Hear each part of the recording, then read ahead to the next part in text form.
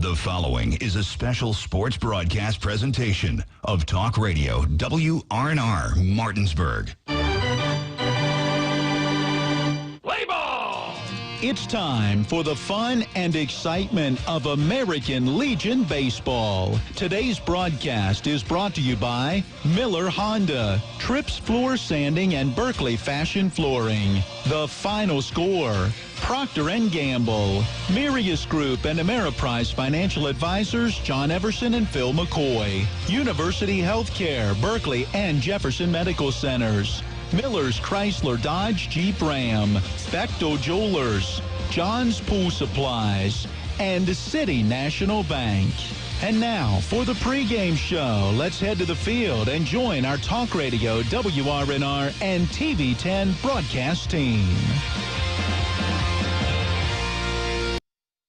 Good evening, everyone, and welcome back into Eagle Field, home of Hedgesville High School Eagles baseball during the high school season. But here this summer, one of the two homes for American Legion baseball as Berkeley Post 14 sees action. Game 2 of our doubleheader hosting Fairmont Post 17, just about ready to get underway. Along with Matt Crawford, I'm Matt Miller. Caleb Falero is our studio engineer. Game 1, well, it went 4.5 innings as Berkeley scored a 13-0 win, and that has their record at 10 wins, 3 losses on the season. For Fairmont Post, that is 3 straight losses as they suffered a doubleheader sweep at the hands of Parkersburg yesterday. They'll try to get back in the win column as their record now is at 8 wins and 11 losses. Matt, anxious to see how this one goes, as we will see Hunter Coe toe the pitching rubber, and he is headed out there right now to begin to get in his warm-up tosses. He'll be countered by Elias Gordon. Gordon in that first inning for Fairmont seeing action at third base. Yeah, looking forward to this pitching matchup. Looking forward to see what Coe can do here in the second game. Had a very good game at the plate in game 1, so hopefully a lot of confidence coming in on the mound.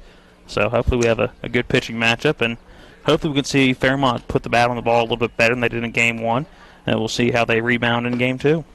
We will find out as we get action underway pretty quickly. Let's go ahead and jump into our starting lineups here for Game 2. For Fairmont, again, they are led by manager Martin Morgan with Coach Tony Petrucci.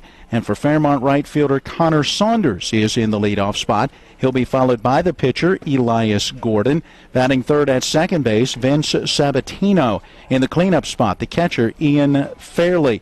The number 5 hitter third baseman Trey Hissam. Batting sixth at first base, Broderick Rohrbaugh. The number 7 hitter is the center fielder Brandon Corley. The shortstop, a number 8 hitter Chance Rundle, and batting ninth and playing in left field is Ethan Harvey. For Berkeley, it will be in the leadoff spot second baseman Justin Murphy, followed by the left fielder Austin Bartley. Then comes the pitcher Hunter Coe batting third. The cleanup hitter at third base, Colson Titus. Batting fifth, center fielder Kyle Farmer. The number 6 hitter at first base, Jamison Matthew. Batting seventh, shortstop Corey Daly. The number 8 hitter catcher Dylan McCartney, and batting ninth, right fielder Parker Martin. Trip Tobin, the manager for Berkeley, and assisted by Kevin Murphy and Ethan Greenfield, although I understand Ethan unable to be here at the games this evening, so hopefully maybe he's taking them in wherever he may be. Hunter Coe has wrapped up his warm-up tosses. He has been paid a visit by catcher Dylan McCartney, and we are just about ready to go. And Matt, not a surprise, a little bit of a shakeup in this lineup for Fairmont after failing to score on 4 hits in game 1. And you've got a couple of guys that were at the bottom of the order that put the bat on the ball, so move them to the top of the order in this one. Yeah, I hope they can spark something at the top of the order, and hopefully it's contagious. You hear that a lot, that hitting is contagious. I think Fairmont's hoping for that here in game 2. First pitch of the game to Connor Saunders, a swing and a miss, and our official first pitch at 6:55. The 0-1 is due. The big right-hander ready. He delivers. Fouled into the backstop. Now 0-2 on Saunders. He had a hit in a couple of trips to the plate in game 1. Solid single to left in the third inning. Then got caught looking at a 1-2 pitch in the 5th inning. Right-hand batter will step back in. Saunders just wrapped up his junior year at Fairmont Senior. Still another year of high school ball ahead of him. The 0-2 on the way. A called strike 3 on the outside corner. Good pitch from Hunter Coe. Saunders caught looking for out number 1. And we saw Kyle Farmer live on the outside part of the plate in game 1, and so far Coe is living in the exact same zip code, just paying that outside corner, and that's what he did right there. Great pitch, a little bit of an off-speed to Connor Saunders. 3 pitches is all it took for his first strikeout of the game, the first out here in game number 2 of this doubleheader. Brings up Elias Gordon. Today's opposing pitcher, the right-hand batter, swings through the fastball for strike 1. He was in the number 7 spot in the order in game 1, but Gordon went 2 for 2 with a pair of singles. Swings and sends this one the other way, ranging over the right fielder. Parker Martin not going to get to that one. It takes one hop up against the fence. Martin scoops and fires to the cutoff man, and as he was making his turn and heading towards second, Gordon stumbled and fell, but is able to get up and still get to the bag standing with a one-out double. Yeah, I think if Murphy realized that he had stumbled behind him, he may have put his body in front of that to make sure he blocked it to try to have a play at second.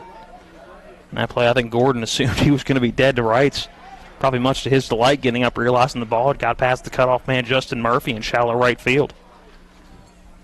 So a double for Elias Gordon, keeping his hot hitting going, now 3 for 3 in doubleheader action. He puts himself in scoring position for Vince Sabatino, second baseman, number 3 hitter in the Fairmont order. Coe looks at the runner at second, delivers to the plate, a swing and a pop foul out of play for strike 1.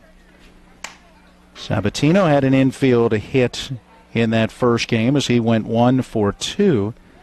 Also struck out swinging at a 3-2 pitch.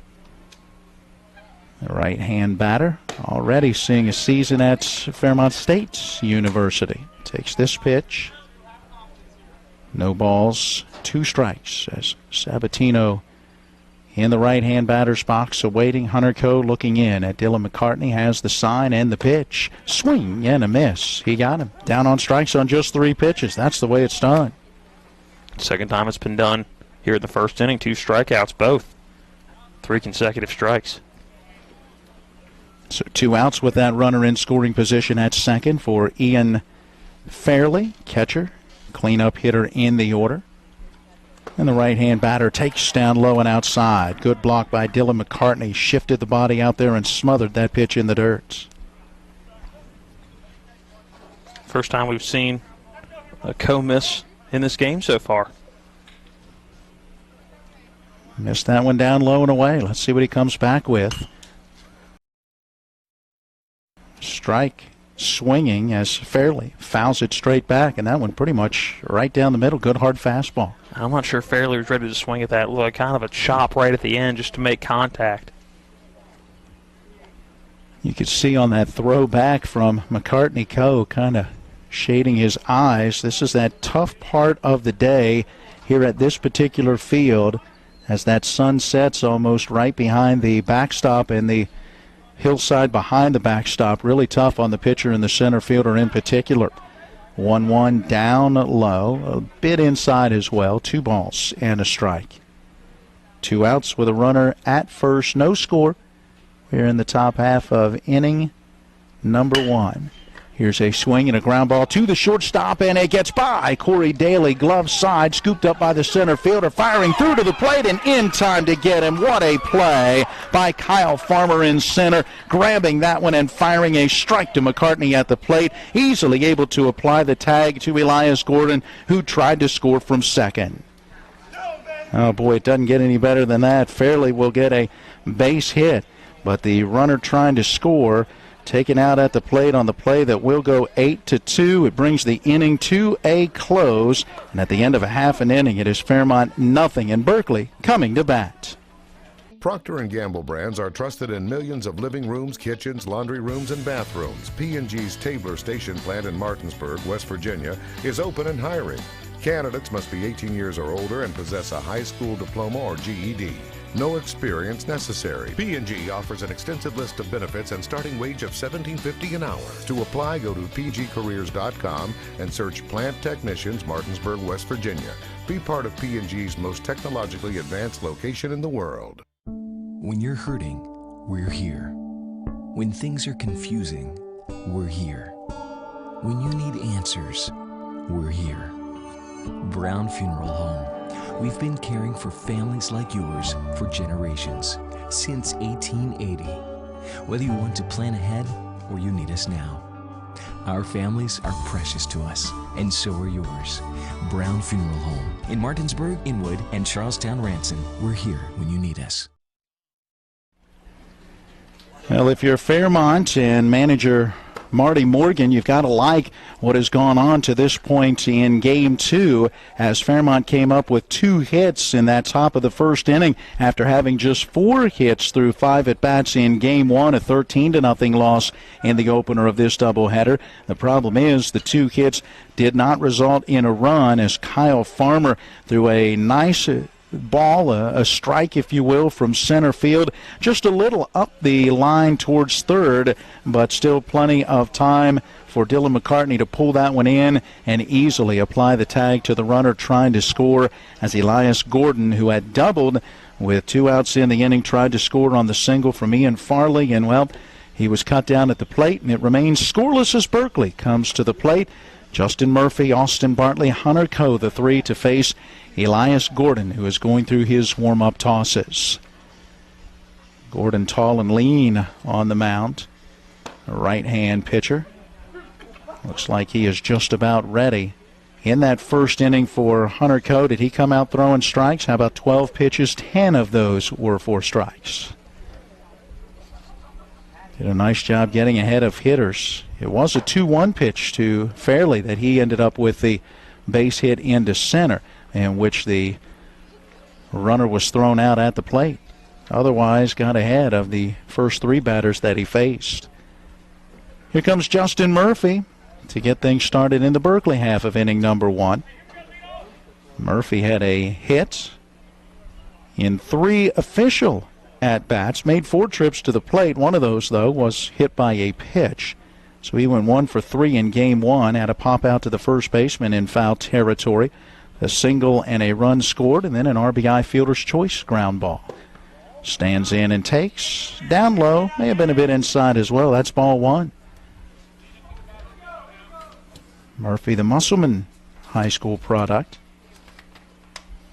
Grouping of players for this Berkeley team from Musselman and Martinsburg and Hedgesville. Jefferson, swing and a miss at a high inside pitch. 1 ball, 1 strike. And even Cam King from Berkeley Springs. That's a nice piece of goo you got on the back of your scoring sheet. Yeah, I was wondering what was holding that thing to a wood table. Some kind of goo. The 1-1 inside, and Murphy is hit by a pitch for a second time today. The good news is this one hit him in the hip pocket as opposed to the back of the batting helmet. And that pitch in that first game that hit him in the helmet completely knocked that batting helmet off.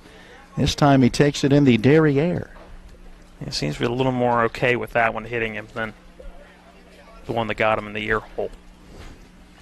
Well, the leadoff man has found a way on. Not quite the way you want to do it, though, I guarantee it. Brings up Austin Bartley. Starting left fielder, another right-hand batter. Gordon working from the stretch with that runner at first. Lifts the leg. Here comes the pitch. Fouled into the netting behind home plate for strike 1. Bartley in the opener, 0 for 2. He had a pop out to second and a fly out to right. Those were sandwiched in between a walk and a run scored and a sacrifice fly, as he was able to drive in a run as part of that 6-run 4th inning. As Berkeley got the win in Game 1, scored 3 in the first, 2 in the second, 2 in the third, and 6 more in the 4th. Gordon ready. Runners on the move. Pitch to the plate. It's taken and the throw down. Ends up in center field. The second baseman, Sabatino, looking up into that sun, just could not see it. He stuck the glove up but was nowhere near it. Backing up on the plate, Corley in center field holds the runner as Murphy dove in, jumps up, and dusts himself off, and he'll stay at second. Yeah, I'm not sure that Murphy would have been thrown out, but I think that play a lot closer than you may think. If Sabatino can see that baseball coming in from home plate. We had the count at 0-1. I believe that last pitch missed just a bit up, and so it should be a 1 ball, 1 strike counts on Bartley. Time taken as Elias Gordon has to tuck the jersey top back in. He got a visit from the catcher Fairley, and now we'll go back to work. Man, really tough for the pitcher, center fielder, shortstop, and second baseman, the middle part of the diamond at this time of the day with that sun setting. The 1-ball, 1-strike pitch. Here it comes. Down in the dirt. It bounces away from the catcher. That one got a piece of the leg of our umpire, and that wild pitch is going to allow Murphy to go to third base. 2 balls and a strike, we believe, the count, as our umpire is going to have to walk that one off. And a good job by Fairley as he goes out and again has a brief word with Elias Gordon. Not going well for Gordon early on. A hit batter and now has fallen behind Bartley. And he's nicked the umpire. It's never a good thing when you get on the bad side of the umpire. That strike zone tightens up just a little bit. Bartley digging back in now with the game's first run just 90 feet away. Bottom of the first, no score. Nobody out and a runner at third. And here comes that 2-1 pitch. Swing and a miss. Good fastball. Inside part of the plate, right under the hands of Bartley. Count now at 2-2. He'll adjust the batting gloves and will step back in. Gordon on the mound from the stretch, looking at that runner at third. Lifts the leg in the break even, and it's a ground ball towards the third baseman. Backhand stab by Hissam. Long throw across the diamond and did not get him. That throw getting there just about the same time as the runner, but also down the line a little towards the plate, and Broderick Rohrbaugh could not stay on the bag. Yeah, that one going to go as an infield single, I think. That would have been a very tough play for Hissam to make. Did a good job just getting a glove on it and making a pretty good throw all the way across the diamond, just bringing Rohrbaugh just about 2 steps to the left of the bag, if that. Yeah, I'm with you. I didn't even think he was going to try to throw that. And then when he did, that throw made it a lot closer than I thought that play would have been. I will mark it as an infield hit as well. The runner did have to stay at third, so runners at the corners as it brings up Hunter Coe. And the first pitch to Coe, a fastball for strike one. Got to really keep an eye on our plate umpires. Put that fist right out in front as opposed to out to the side. I almost missed that call. The 0-1 pitch is due. Gordon glancing over his shoulder at the runner at first, held on there by Rohrbaugh. Here comes that pitch, down low in the dirt. 1-1 the count. And Berkeley scored at least 2 runs in each of their 4 at-bats in Game 1. Put that together with the 5th and 6th innings out at Musselman last Thursday against Funkstown. That would be 6 consecutive innings in which they have scored 2 or more runs. The 1-1 pitch due. Here it comes. That one bounces well out in front of the plate. It's going to get away from Fairley. The runner at first, Bartley, takes off for second. He'll get there standing on that wild pitch. Murphy did not get a good break from third and stays put there. 2 in scoring position for Hunter Coe, who's ahead in the count now at 2 balls and 1 strike. Boy, that one barely got to the dirt circle. That one almost hitting the grass. It was so far out in front of the plate as it bounced. Coe now awaiting the 2-1 delivery. Gordon really taking his time, peering in at Fairley, and time taken by Coe. Coach said, let me reset myself here. You're going to take your time, I can take my time. Little cat and mouse game. The 2-1 again is due. The runners with their leads at second and third. Here comes the pitch, down low and inside. 3 balls and 1 strike. First base is open. Not that you really want to load them with Colson Titus due. Coe in that first game went 1 for 2, a home run and a strikeout, also a couple of base on balls. He drove home 2 with that 2-run homer and scored 3 times. Here's the pitch to him, and it is a fastball off that inside corner, and that is ball 4. So Coe again draws a walk, his 3rd of the day, and the bases are loaded with nobody out for Colson Titus. Titus in Game 1, 2 for 3. A 2 RBI double, a single, 2 runs scored. Sandwiched in between was a fly out to left. He's going with the wood in this one. Pitch to the plate. Down low, maybe a bit inside as well. That's ball one. So Colson Titus using the lumber, as did Zach Rose in game one, as opposed to the aluminum bat. Rohrball playing in front of the runner at first with the bases loaded and nobody out. Here comes the pitch, fastball up and in. Titus spins out of the way. 2 balls, no strikes. Surprised you didn't hear any chirping from the dugout saying, hey, you wear that, it's an RBI. Tell you, Gordon has struggled to find that strike zone. A hit batter, a base on balls, has given up an infield hit. It's gone to at least a 2-ball count on each of the first 4 batters now that he has faced. The 2-0 on the way. Here it comes on the inside corner. It's a called strike. Got that one right where he wanted it. Titus will step back in, that slightly open stance. Awaiting the 2-1 delivery. The runners, their leads with the bases loaded. Here's the pitch. Down low and inside, 3 balls and a strike. There's no place to put him. Walks an issue for Fairmont in game 1. 6 base on balls along with 2 hit batters for the 2 pitchers, Edwards and Fairley. They're close to getting half that here in just the first inning. Already a hit batter and a walk issued. 1 pitch away from issuing the 3rd free base of this inning. And time taken by the batter just before Gordon was ready to deliver. He was lifting that leg and then quickly put it back down, kind of spun off that first base side of the mound. Now toes the pitching rubber, ready to go with a 3-1 pitch. Here it comes. That one at the knees, taken for a strike. It's a full count, 3-2. Yeah, borderline pitch. Good take by Colson Titus. One you want to leave alone, especially with the issues that you've seen Gordon have trying to find the strike zone. Now the payoff pitch due. The runners with their leads. The bases loaded, nobody out. No score. Bottom of the first inning, but Berkeley is threatening. Here comes that 3-2 delivery. In on his hands, it's a slow roller past the pitcher, dying in the grass, gloved by the shortstop. His throw to first, not in time. It's an infield base hit that brings home a run as Murphy scores from third, and Berkeley leads it 1-0. And I think that was a play where Chance Rundle didn't really see the baseball come off the bat where he was in the middle infield. He was very delayed on going to get that baseball, so whether he couldn't see it, or whether it was he wasn't sure how fast it was coming off the bat of Colson Titus, definitely not an immediate reaction at shortstop by Rundle. An infield base hit for Colson Titus. He will have his 3rd run batted in on the day. And now Kyle Farmer to the plate. Center fielder, winning pitcher in game 1.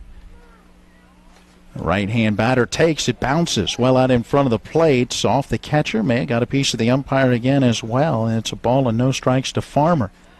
Fairley will one more time take the ball back out and talk with his pitcher. Hey, Matt, you and I were talking in game 1, and it's going to sound like a broken record a little bit, but Fairmont coming off a doubleheader yesterday, and we were talking about just the pitching they would have, and you made the statement that what? You know that Fairmont's going to have the guy in game 1. They aren't going to throw. They know that is your starter for game 2, and you just hope that he can go deep into this game. Right now, Gordon is looking like he'd be lucky to get out of this first inning the way things are going, so not what Fairmont wanted to start this ball game. Yeah, I'm looking at this next pitch being the 20th pitch that he will throw in this first inning, and there's still nobody out. A run is in, the bases are loaded, and Kyle Farmer is awaiting a 1-0 pitch. See if Gordon can settle down and find a way to get an out. 1-0 delivery, and that fastball misses high. Ball 2. Had the plate that time, but just above the numbers. Good eye by Farmer, who in game 1 had an RBI double as he went 1 for 3. Here's the pitch. Down low and inside. 3 balls and no strikes. Again, there's no place to put him with the bases loaded. We've already had a hit batter, a walk, and a pair of infield singles in this bottom of the first for Berkeley. I'm sure Farmer has the take on all the way. Here comes that 3-0 delivery. Strike on the inside corner. Certainly not down the middle of the plate. No, not even close. But he did find the strike zone. Now we'll see if Farmer is ready to take again or if he is going to get the green light and can swing the bat. The 3-ball, 1-strike pitch. That one up and in. That's ball 4. That'll be a run batted in for Kyle Farmer as he draws the bases loaded walk. It scores Bartley from third. Right now you've got Coe as your runner at third with Titus at second, Farmer at first, and a visit to the mound. And this one not going the way Fairmont wanted to start game number 2. Game 1 obviously got away from them, not going the way they anticipated. And it looks like just having kind of just a settle down conference on the mound, nothing major, just trying to keep everybody calm, relaxed, and right now the focus is just to get an out. Right now you can't be focusing on getting out of the inning quite yet. You just got to worry about getting the first out of the inning. Yeah, that looks to be Tony Petrucci, the coach coming out, not the manager in this case, trying to settle things down for Elias Gordon. Catcher Ian Fairley. The bases remain loaded. 2 runs are in, still nobody out as Jamison Matthews stands in. Did not get an at-bat in game 1. We did see him come in as a pinch runner and also saw him play at first base defensively, and he takes low and inside. That's ball 1. 5 of the last 6 pitches missing out of the zone for Elias Gordon. Has walked a pair, has hit a batter. Couple of infield singles. That's led to 2 runs. The base is loaded. Berkeley looking for more. The 1-0 pitch. That one down low. 2 balls, no strikes. And the string continues. 7 consecutive at-bats. Now over 3 games in 2 days for Berkeley, scoring at least 2 runs. They scored 2 in the 5th and 6 in the 6th for a come-from-behind win. That came last Thursday against Funkstown. Fastball on the 2-0 sails high. 3-0.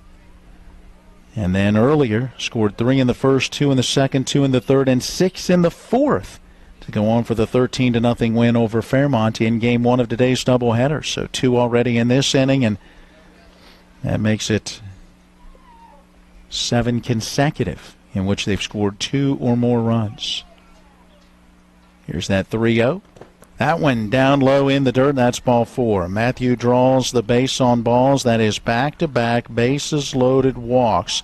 This one scores Coe. 3-0 Berkeley with the lead. Titus now stands at third. Farmer is at second.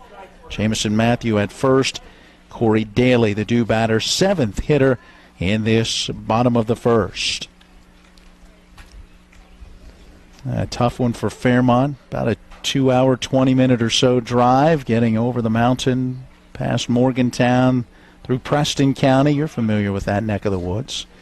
And then here to the Eastern Panhandle. I think it might be a slightly longer ride home as the pitch to Corey Daly inside for ball 1. There's one thing they can count on.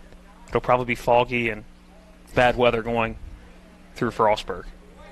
I don't know if they're getting anything like we are. Probably won't be as warm, but 1-0 on the way. This pitch down low and in. 2 balls and no strikes. Our game time temperature for game 1 was right around 85 degrees. We are looking like we're probably just about 82 or so now.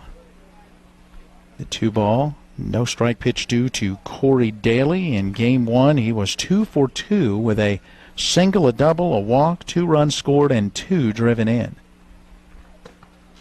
Lays off this pitch that works down low and outside. That is ball 3. And 11 of the last 12 have now missed the strike zone. A tough stretch for Elias Gordon. Just trying to find some consistency where he can hit that strike zone and has not been able to do it.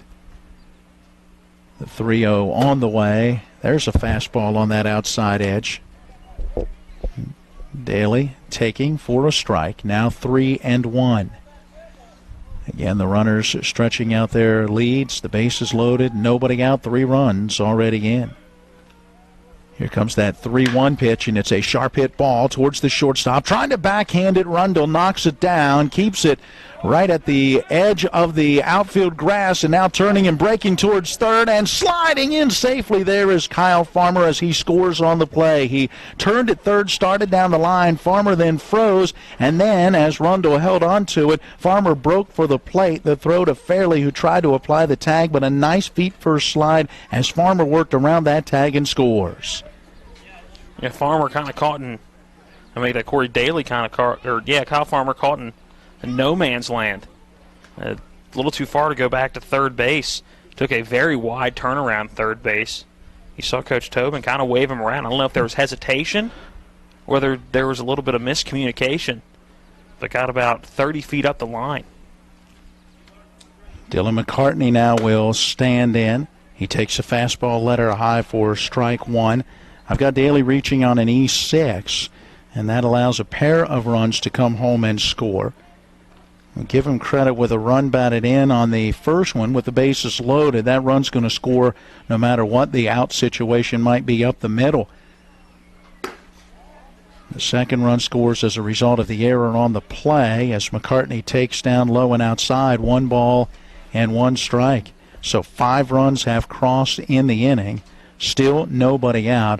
Runners at first and second. And McCartney awaiting a 1-1 pitch, and he'll have to wait a little longer as once again Elias Gordon has to tuck the shirt back in. He's got a lot of motion in that full wind-up delivery.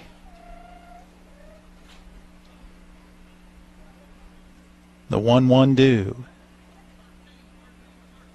Here it comes, high and tight off the mitt of Fairley through to the backstop, and the runners advance. Matthew goes to third, Daly to second. Could be a pass ball, but he could have been, confused by that pitch. I mean, he wasn't ready for that one where it was. That one's going to go down as a wild pitch. Yeah, that one clearly not where the catcher was anticipating as he had to really fling that glove up there. And now a 2-ball, 1-strike pitch on the way to McCartney. He'll send it the other way. A fly ball into right field. Saunders coming in on it. He's got it. The runner bluffs a tag to throw through to Rohrball the cutoff. He'll hold it there as the runners stay put. Matthew at third, Daly at second, and McCartney flies out to right, 1 down in the inning. Only took 8 batters. I wondered if that might be deep enough. Matthew, not great speed.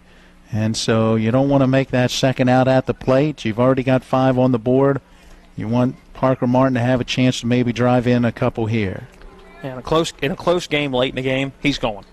But I think at this point in the game, you had a chance to score a couple more. No need to get the second out of the plate like you just said. Well, and Parker Martin swings and sends one the other way. A 1-hopper past the first baseman Rohrball. He will get a run in as Matthew crosses from third. Daly, who was at second, stops at third. Martin is aboard at first. He's got an RBI base hit. Another run on the board to make it a 6-0 Berkeley lead. I'll scratch out that 2 at the top of the score sheet. Put a 1. As we're back to the top of the order, Justin Murphy standing in.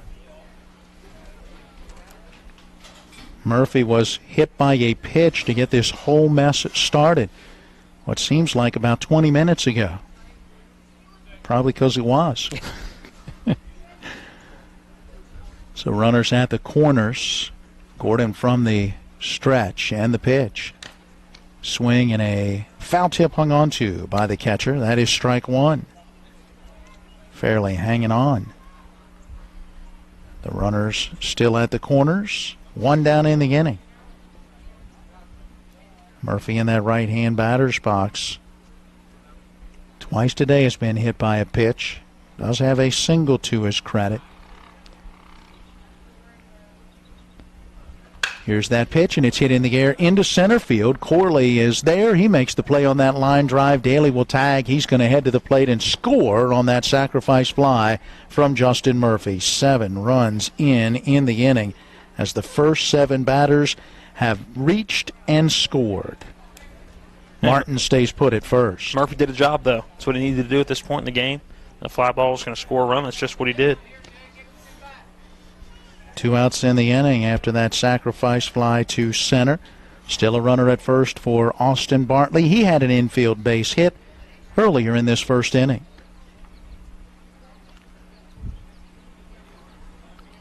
Gordon comes set. Rohrbal holding that runner at first as the pitch to Bartley down low, ball 1. Looking back, 1, 2, 3. Only 3 hits in the inning. But there's been an error. There's been 3 base on balls, a hit batter.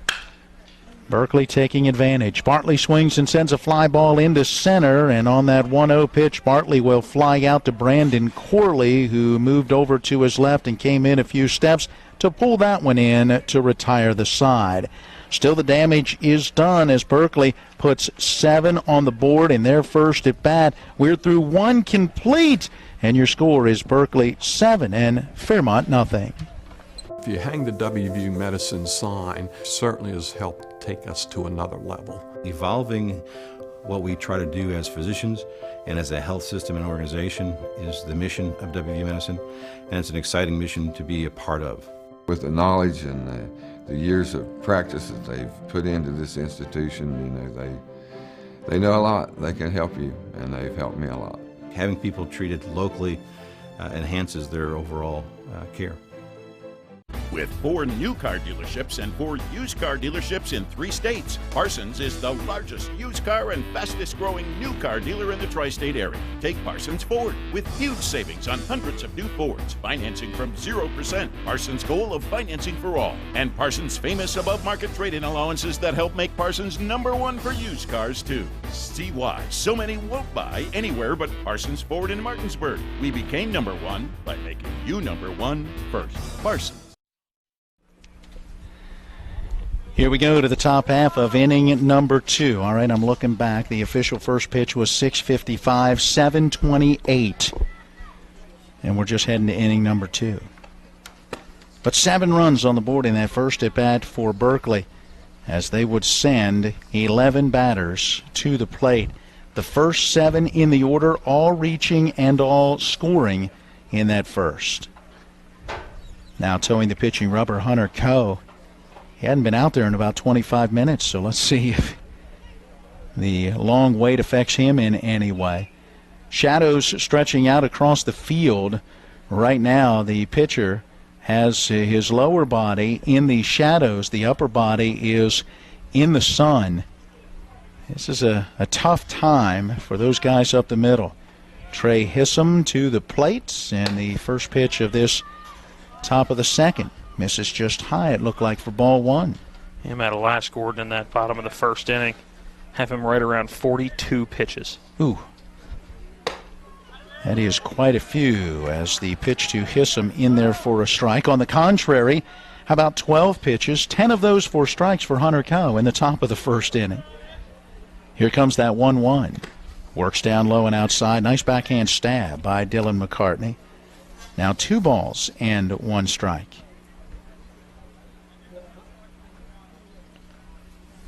Coe, the right-hander, works from the windup, and that 2-1 delivery. Here's a sharp hit ball towards the shortstop. Backhand stab by Daly, and that strong throw to Jamison Matthew at first in time to get him. Yeah, Daly's still dealing with that. Suns had to wait back on it and make an awkward stab at one that bounced right before it got to him, but is able to get it, not have to take a step at all, and just use that arm strength to fire about as far across the diamond as you're going to have at shortstop, and made a phenomenal throw to Jameson Matthew for the first out. 1 down, base is empty. Brings up the number 6 hitter in the order, Broderick Rohrbal. He'll check his swing at a pitch just outside ball 1. Brandon Corley due next. Fairmont trying to get something going, yet to score so far today. Shut out on 4 hits in game 1 of the doubleheader. Here's a pitch just off the outside corner. Counts 2-0 now to Rohrbal. Right-hand batter. Swings and fouls a pitch out of play off the first base side. Count now at 2-1. Rohrbal did hit the ball sharply both times up in game 1. A line out and a fly out both going to left field. He still has his senior year to go, coming off his junior year at East Fairmont High School, listed as both a pitcher and a first baseman. Swings through the 2-1, now 2 balls, 2 strikes.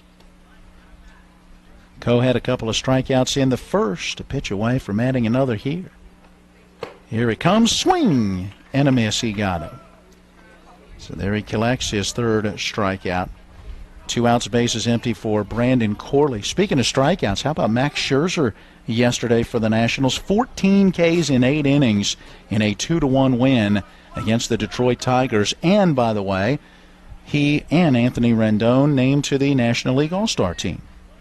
That's good for Tony Two Bags. He deserved it. I think he had been snubbed the last couple of years. Corley into the right-hand box with a swing and a miss at strike 1. Our Nationals off today as they are back home from Detroit.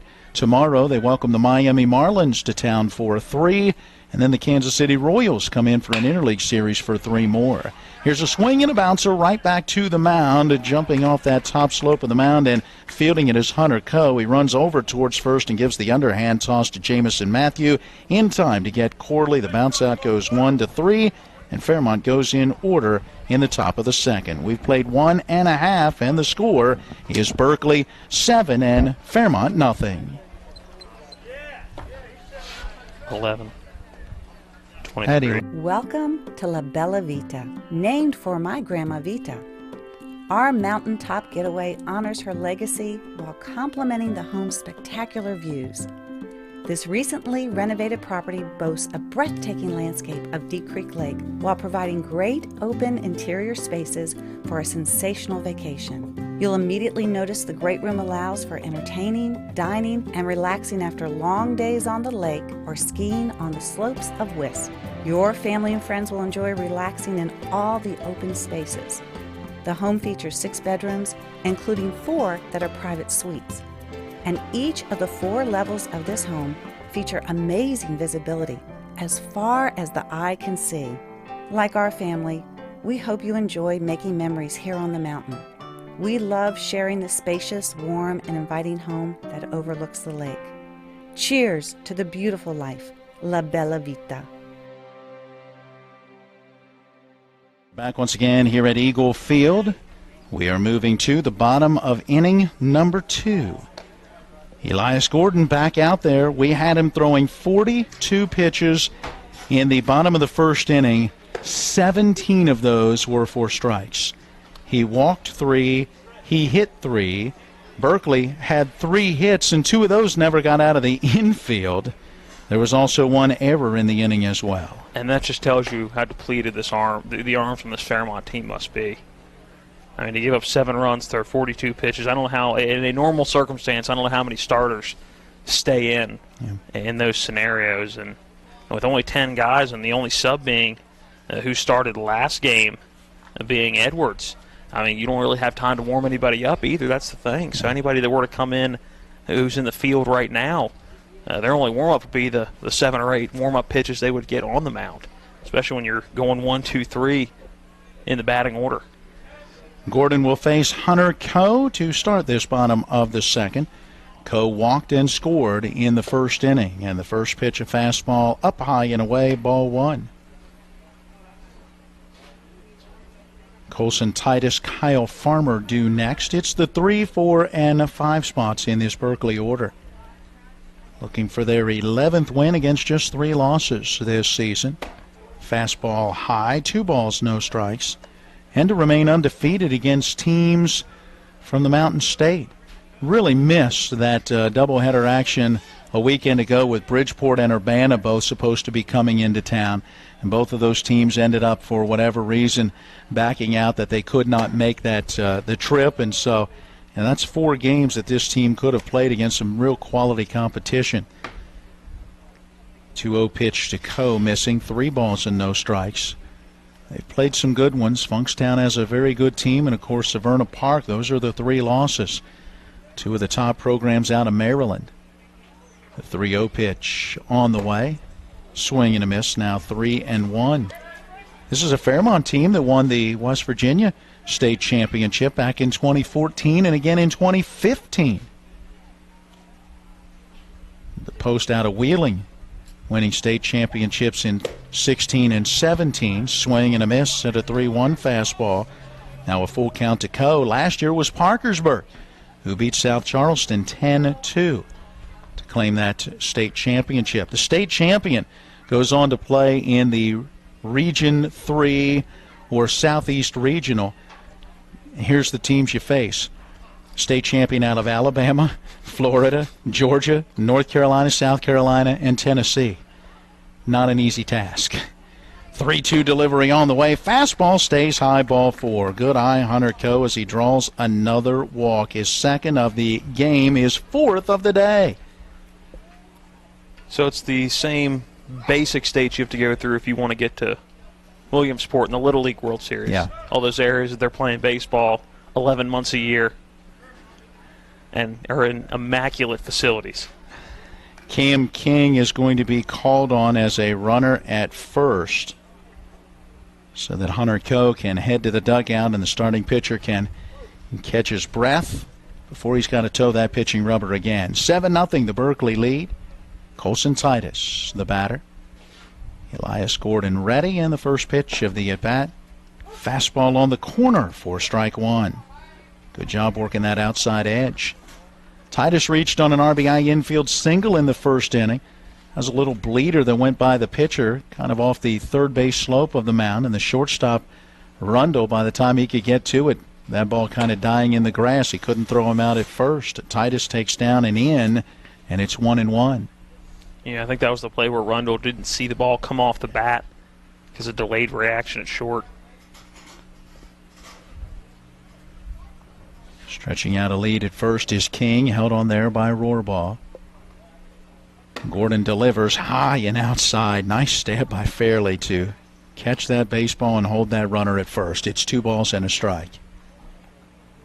He had to jump up out of that crouching catcher position and then reach up across his body to pull that one in. The 2-1 pitch.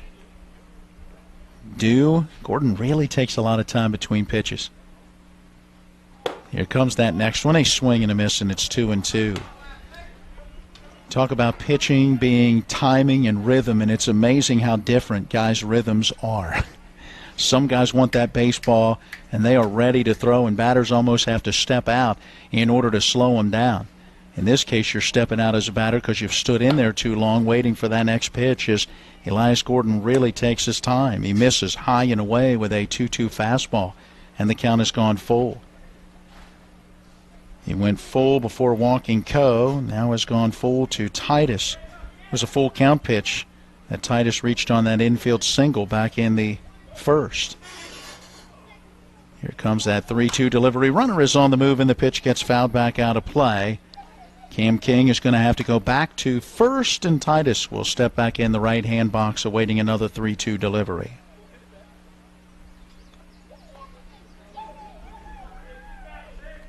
.42 pitches in that first inning, 12 so far in this second inning.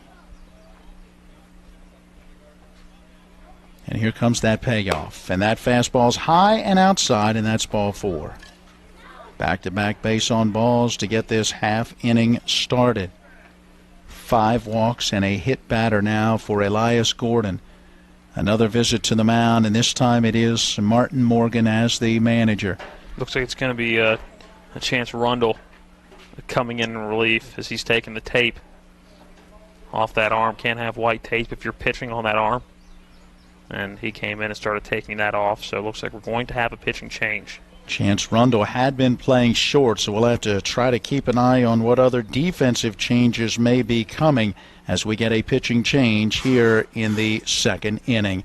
Let's send it back to the studio, take a 60-second timeout, and then we'll come back to Eagle Field where we are in the bottom of the second with Berkeley leading Fairmont 7-0. Procter & Gamble brands are trusted in millions of living rooms, kitchens, laundry rooms, and bathrooms. P&G's Tabler Station plant in Martinsburg, West Virginia, is open and hiring. Candidates must be 18 years or older and possess a high school diploma or GED. No experience necessary. P&G offers an extensive list of benefits and starting wage of $17.50 an hour. To apply, go to pgcareers.com and search Plant Technicians, Martinsburg, West Virginia. Be part of P&G's most technologically advanced location in the world. When you're hurting, we're here. When things are confusing, we're here. When you need answers, we're here. Brown Funeral Home. We've been caring for families like yours for generations, since 1880. Whether you want to plan ahead or you need us now. Our families are precious to us, and so are yours. Brown Funeral Home in Martinsburg, Inwood, and Charlestown Ranson. We're here when you need us. The new pitcher is Chance Rundle, getting in his warm-up tosses, working with Ian Fairley. It looks like a straight switch as Elias Gordon is going to go to the shortstop position. And Rundle takes over on the mound. Gordon goes an inning plus so far, allowing 7 runs on 3 hits, no strikeouts, 5 walks, 1 hit batter. The 2 on base are his responsibility as Kyle Farmer stands in. Rundle is ready. Bottom of the second, back underway with a fastball. Where else? High, ball 1. Are you implying that there's been a few that have missed above the zone so far in this one? Just a couple. 11 walks and 3 hit batters so far today in doubleheader action for Fairmont. We said they played a doubleheader yesterday against the defending state champion Parkersburg. So, that took a little toll, I'm sure, on their pitching, and now a doubleheader here today with the Travels taking another toll. Here's a pitch that misses, 2 balls and no strikes. The runner stretching out their leads at first and second. Cam King, the runner for Hunter Coe, at second. Titus aboard at first. Rohrball plays behind the runner at first. Here's a fastball that misses inside, ball 3. Shadow stretching out across the entire pitcher's mound now and into the grass behind the pitcher's mound. So a little bit easier right now for the pitcher, but the second baseman Sabatino using his glove to shield his eyes from the sun as he watches that 3-0 pitch come in high for ball 4. And that is 3 consecutive walks that have loaded the bases. Nobody out, and it brings up Jamison Matthew. Sound familiar? It does. It leads to our bases loaded riddle. We haven't used that at all yet this high school or Legion season. So it's time to maybe whip it out as we've had so many bases loaded scenarios as Jamison Matthew takes down low, ball 1. You know the one I'm talking about. I do. All right, we'll give you the riddle and see if you guys can figure it out in our audience. The 1-0 pitch due. Matthew drew a base on balls with the bases loaded his first time up. He swings through this pitch, and it's 1-1. Here's the riddle. There are 3 older ladies who enjoy the game of baseball, and they also enjoy their Jack Daniels. So they grab a bottle and head to the game. Here's a pitch that bounces out in front of the plate. Now 2 balls and a strike. Not part of the riddle. The riddle then asks these 3 ladies, as they are at the game, they slip a little bit of their Jack Daniels into the Cokes that they buy at the ballpark and drink it down. And the riddle simply asks, we'll wait for the 2-1 pitch. That misses high for ball 3. What inning is it, and how many are on base when the ladies run out of their Jack Daniels? All right, so you got it. 3 older ladies, Jack Daniels, bring it to the ball game, slip it into their drink.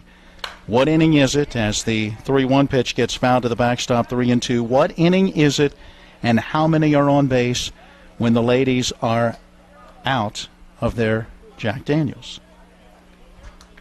We'll give you a moment to think about it. Bases loaded, nobody out. 7-0 Berkeley. They bat here in the bottom half of the second inning. Matthew awaiting. Here's the payoff pitch. That 3-2 delivery down low and inside, ball 4. That is 4 consecutive walks to lead off the inning for a second time in this game. Jamison Matthew has drawn a bases loaded walk. He'll get a run batted in as Cam King comes home from third. Colson Titus now stands at third. Kyle Farmer is at second, and Jamison Matthew is aboard at first for Corey Daly.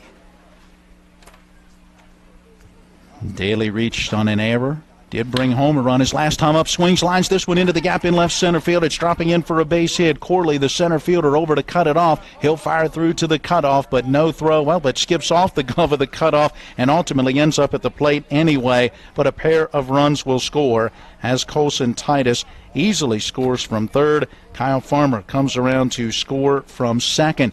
Jamison Matthew now stands at second base, and Corey Daly is aboard at first, as he has himself a 2 RBI single.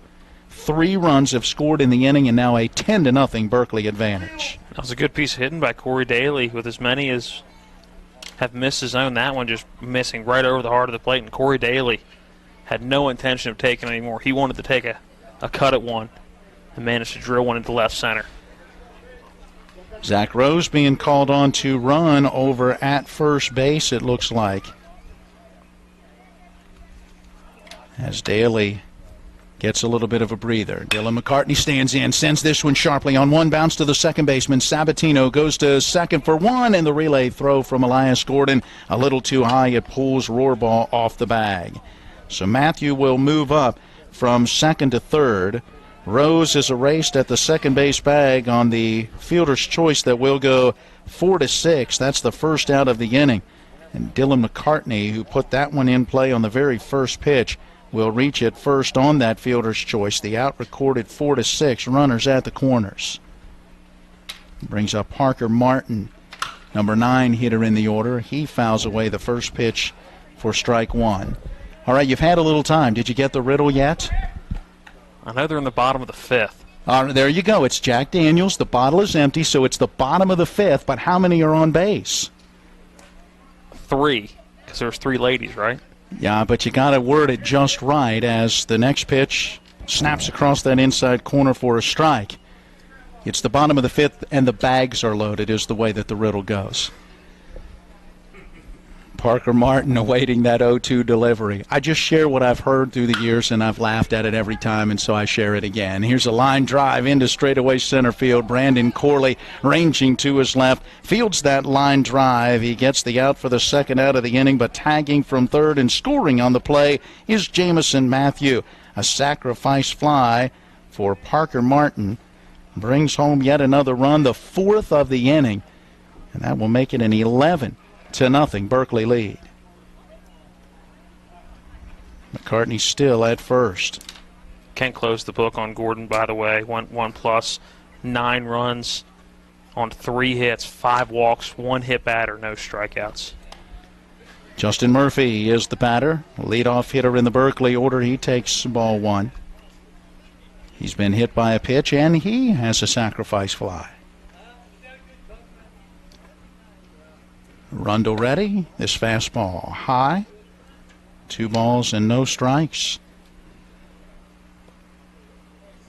2 outs in the inning with a runner at first, 4 runs in. The string continues. 8 straight innings now for this Berkeley team where they've scored 2 or more runs. Here is a fastball that misses high. That's ball 3. Fairley came up looking like he might try to throw behind the runner at first, but did not. McCartney held on there by Rohrbach. Rundle ready, and the delivery right down the middle for a strike. It's 3-1.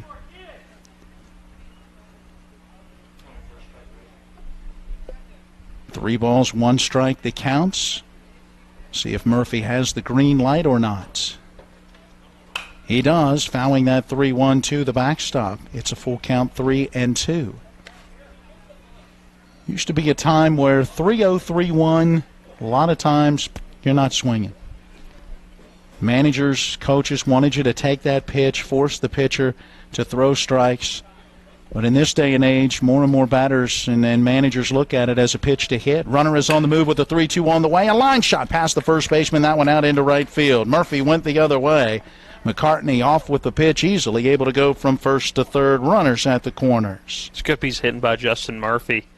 Waited back on that one. A little bit of an off-speed pitch that he sent back the other way. Good job of waiting and driving it into the opposite field. Number 9 hitter in this second inning for Berkeley, Austin Bartley. They sent 11 to the plate in the first. 9 more coming up here in this second inning. Bartley's reached on an infield single and flied out to center. Takes in the dirt, goes through to the backstop, but caroms directly back to Fairley, and all the runners hold. 1 ball, no strikes. 7 in the first, 4 more in the second, an early 11-0 lead. The mercy rule would kick into effect after Fairmont's 5th at bat. So we got to work our way to that top of the 5th inning, just like what happened in that first game as Bartley takes a called strike 1-1. Berkeley scored 3 in the first in game 1, 2 in the second, 2 in the third, put 6 on the board in that 4th inning. And the game ended in 4 1/2 with a 13-0 decision. 1-1 up and away, 2 balls and a strike.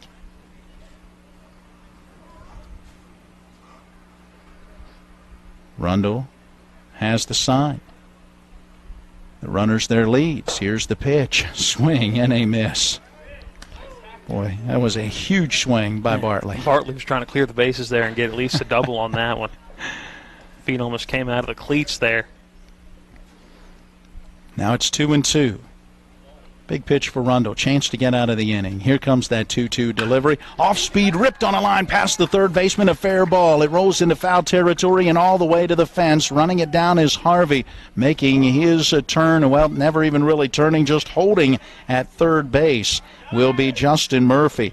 Bartley pulls into second with an RBI double. That one scoring McCartney from third. 5 runs in the inning, and now a 12-0 Berkeley lead. We saw the pitch before. He was swinging like he was trying for that hit. It slowed everything down, shortened up the swing on that 2-2 pitch, and that was a good piece of hitting by Bartley, just roping one down the third baseline, getting all the way into the corner.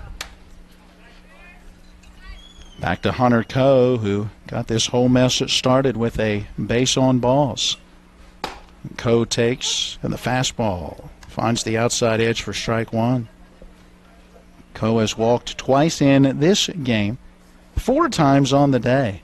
Technically, he's 1 for 2 with a 2-run home run and a strikeout looking. Swing sends this one sharply back into center field. That one hit the front slope of the mound, took a high carom, and didn't come down again until it was hitting the grass in shallow center. That's an RBI base hit as it scores Murphy from third. It sends Bartley from second to third. Coe aboard at first, reaching on that RBI single. Had another run on that scoreboard. 13 runs now in the ball game. 13-0 Berkeley. And you know that Coe was just waiting for something to hit. He had been pitched around since that 2-run home run. Was waiting for something quality to come over the heart of the plate that he could take a cut at. And did just that. Looks like Coe going to give way to King again as a runner as Colson Titus stands in. And the first pitch to him down and in, ball 1. The 11th batter to bat in this second inning after 11 came to the plate in the first inning. It's a lot of at-bats. Titus, an RBI infield single, a walk, a couple of runs scored. Takes high and tight on this one. We've got 2 balls and no strikes. Kyle Farmer due next. 2 outs in the inning. Runners at the corners. Here's a pitch down and in, and Cam King is going to take second base on that wild pitch. Bartley going to stay put at third. Got the count 3-0. Our plate umpire confirming that. Kyle Farmer may get a chance to hit with the bags loaded, but we're not in the bottom of the 5th. Man, I get to the bottom of the 5th in this game. That's it. We may not. That's why I wanted to get it out of the way. We may not get there. 3-0 pitch down low. That is ball 4, and the base on balls will load the bases for Kyle Farmer. Farmer 2 walks in the game so far. Scored twice. It was a bases loaded walk in the first that gave him an RBI. Walked and scored earlier in this half inning as well. Chance Rundle ready, the right-hander from the stretch. Here comes that pitch. Popped him up, but back out of play. And the count is 0-1. I think he wants that pitch back, does Farmer. Chase that one up the ladder. This kind of a game where Fairmont's pitching staff is struggling to find the zone. You don't need to help them out by going up the ladder, and I think chasing that a bit inside too. But you got to think it's getting probably a little frustrating for these guys at the plate. Want to take some hacks. 0-1 pitch down low. 1 ball, 1 strike. Jamison Matthew due next. Farmer, the 12th batter to hit in this half inning for Berkeley. Rundle to the plate. This pitch hit high, deep down the left field line, but that one will get foul and out of play. So they count now 1 ball, 2 strikes on Farmer. Ethan Harvey gave it a look. Left fielder had no chance to get to that one as it ends up out of play. But now Rundle ahead of a hitter, chance to put him away and get his team to the plate in the top half of the third. Here is the pitch. Off speed, bounces away from the catcher. The runners will hold. Now 2-2 to Kyle Farmer. 2 outs in the inning, 6 runs in the inning, bases loaded. 13-0, Berkeley with the lead. And now that 2-2. Fastball misses high. Inside as well. And the count has gone full at 3-2. The pitch count mounting. The payoff pitch. Here it comes. The runners take off, and the pitch to the plate hit high into the air, into shallow left field. Shortstop going out, left fielder coming in, and it's the shortstop, Elias Gordon, who pulls it in, and the side is retired. But the damage is done as Berkeley puts 6 more on the board. And as we head to inning number 3, your score is now Berkeley 13 and Fairmont nothing. If you hang the WVU medicine sign, certainly has helped take us to another level. He literally saved my life. It's just mind-boggling to me that he was able to do what he did. We're able to affect much more of a difference for our patients with these resources. Having people treated locally enhances their overall care. They treat you great, and they're down to earth in the West Virginia way that all West Virginians treat each other. With 4 new car dealerships and 4 used car dealerships in 3 states, Parsons is the largest used car and fastest growing new car dealer in the tri-state area. Take Parsons Ford with huge savings on hundreds of new Fords, financing from 0%, Parsons' goal of financing for all, and Parsons' famous above-market trade-in allowances that help make Parsons #1 for used cars too. See why so many won't buy anywhere but Parsons Ford in Martinsburg. We became #1 by making you #1 first. Parsons. We have got Caleb Falero at the studio. We understand Zach Rose has gone into right field. So some defensive changes going on for Berkeley, and we'll bring those to you as we turn the play-by-play over to Matt Crawford. Did you get all of those? Zach Rose is in right. Jameson Matthew at first. Second base, I believe, is Parker Martin. And past that, I'm lost. No, the first pitch to Chance Rundle is in for strike 1. We'll catch up. And we'll catch up at some point. 13-0 your score. Berkeley over Fairmont in game 2. Here comes that 0-1. This one driven to the right side. Getting it on a bounce is Jameson Matthew, and he will take it to the bag himself for out number 1. That was an in-between hop by Jameson Matthew. He was all the way down in a fielding position, I think expecting that one to get to him a little bit quicker, and then had to kind of field that awkward hop as it landed about 5 feet in front of him, but a good job by Matthew.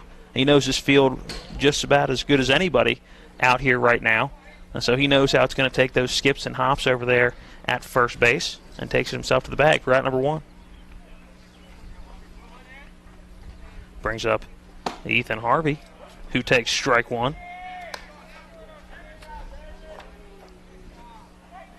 Hunter Coe, 23 pitches coming into this inning. This will be pitch number 27. A swing and a miss by Harvey at a ball that was well above the numbers. Now behind on the count 0-2. I think we got everything settled with Rose in right, Farmer still in center, Bartley in left. Swing and a miss on the 0-2, and Harvey goes down on strikes, and that's strikeout number 5. No 400 Co on the day.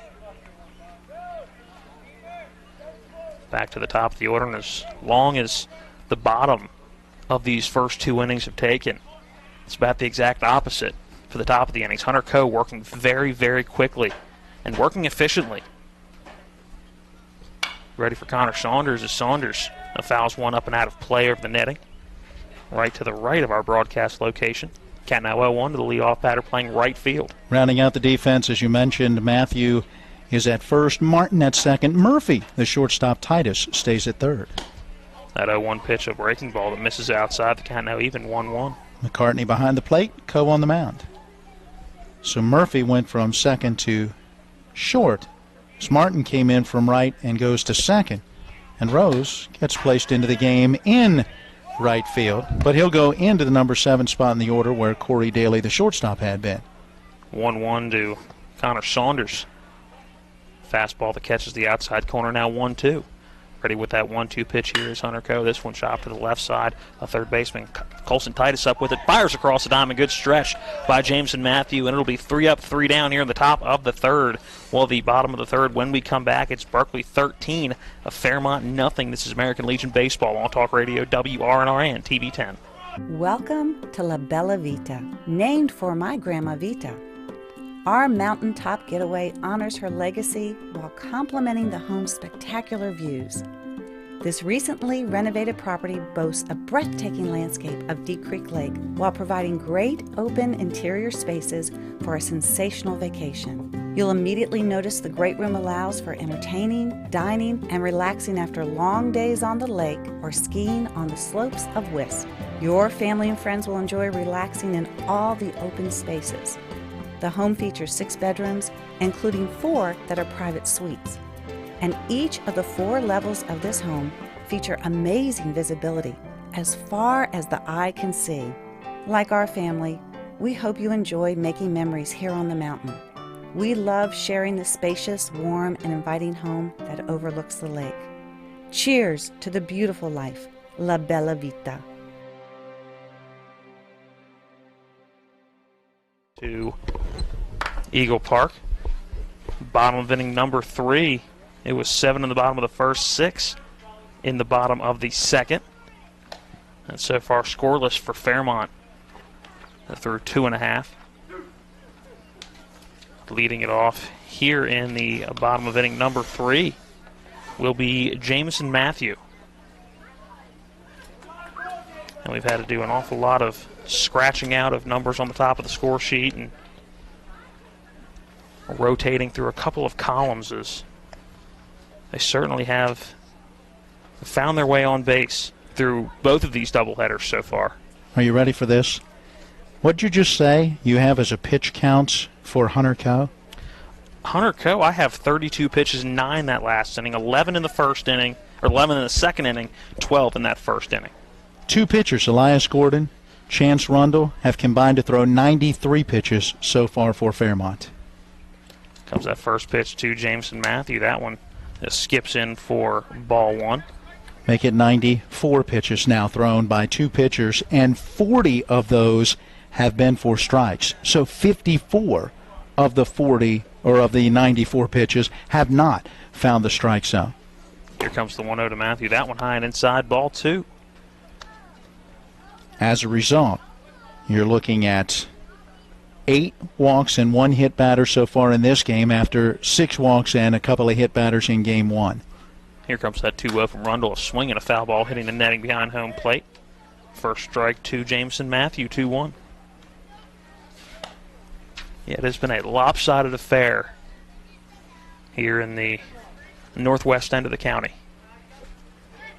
And you mentioned it earlier. I think that 2-hour and 40-minute drive is going to seem a bit longer for this Fairmont team. The 2-1 hit to the left side. A diving play by Hissam at third base. He pops up, fires over to first, but a good play by Jameson Matthew hustling out of the batter's box, and he will beat out the infield single. Yeah, nice play. Hissam caught in game 1, has played third here in game 2, ranging over to his left. Great job to go down to the dirt and get that one, and then to get up and make a strong throw to first, but Jameson Matthew able to leg it out by a step. Brings up Zach Rose, now hitting in the spot of Corey Daly. Rose now playing right field. First pitch he sees, he sends deep down the left field line, but it is trailing foul and will bounce out of play. Strike 1. Again, nice thing you want to see. He's going the other way with that one. Yeah, had a big double back in the third inning of game number 1. Drove into the gap in left center. Again, something he's got to be working on going into his junior year. Hard to believe that a kid with that size. Watched him evolve down at Jefferson over the last couple of years. A breaking ball. Off speed breaks in for strike 2. Rose watched that one go by. A nice pitch from Rundle. Let's see if he can settle in just a little bit after throwing 38 pitches when he came in relief in that second inning, including 3 base on balls. Rose will take time at the plate. You mentioned earlier swinging the lumber. And with the BB Core bat, there's some that believe there really isn't a whole lot of difference between that and the wood bat.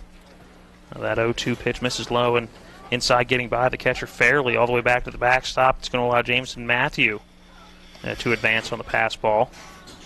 Of course, that was count 1-2 to Zach Rose. That was the whole goal of the BB Core bat, was to take away a lot of the ball springing off of those aluminum bats and going much further and much faster, potentially creating a hazard for players on the field. Here comes that 1-2 pitch to Zach Rose. That one high and outside. Count even 2 balls, 2 strikes. Yeah, growing up, I was in that transition period. And it was weird because these kids kind of grew up and didn't quite have the strength by the time they got to the BB Core bat. I was swinging a BESR bat at 13 years old. So making that transition was huge. I think it's been a little bit easier for this generation of kid to come up because they've kind of evolved and started with that BB Core bat from a younger age. As that 2-2 pitch misses low and inside on the breaking ball, the count now a full 3 balls, 2 strikes. Good at bat. Rose really laying off of a pitch down and in, a place where a lot of left-hand batters kind of like it, but he didn't go after that pitch. Count now full, ready with the payoff pitch. Here is Rundle. Comes that 3-2. This one lifted it deep into right field. Going back on it is Saunders, and he will have that ball go off his glove. Rounding third is going to be Jameson Matthew. He's going to come in to score. Zach Rose going to be into second with a stand-up double. It was a good job by Connor Saunders in right field, tracking that one back. I thought he was going to be able to make the play on it, but just a little too far as it nicks off the end of his glove. It's going to be, I'm thinking that's going to go down as an error.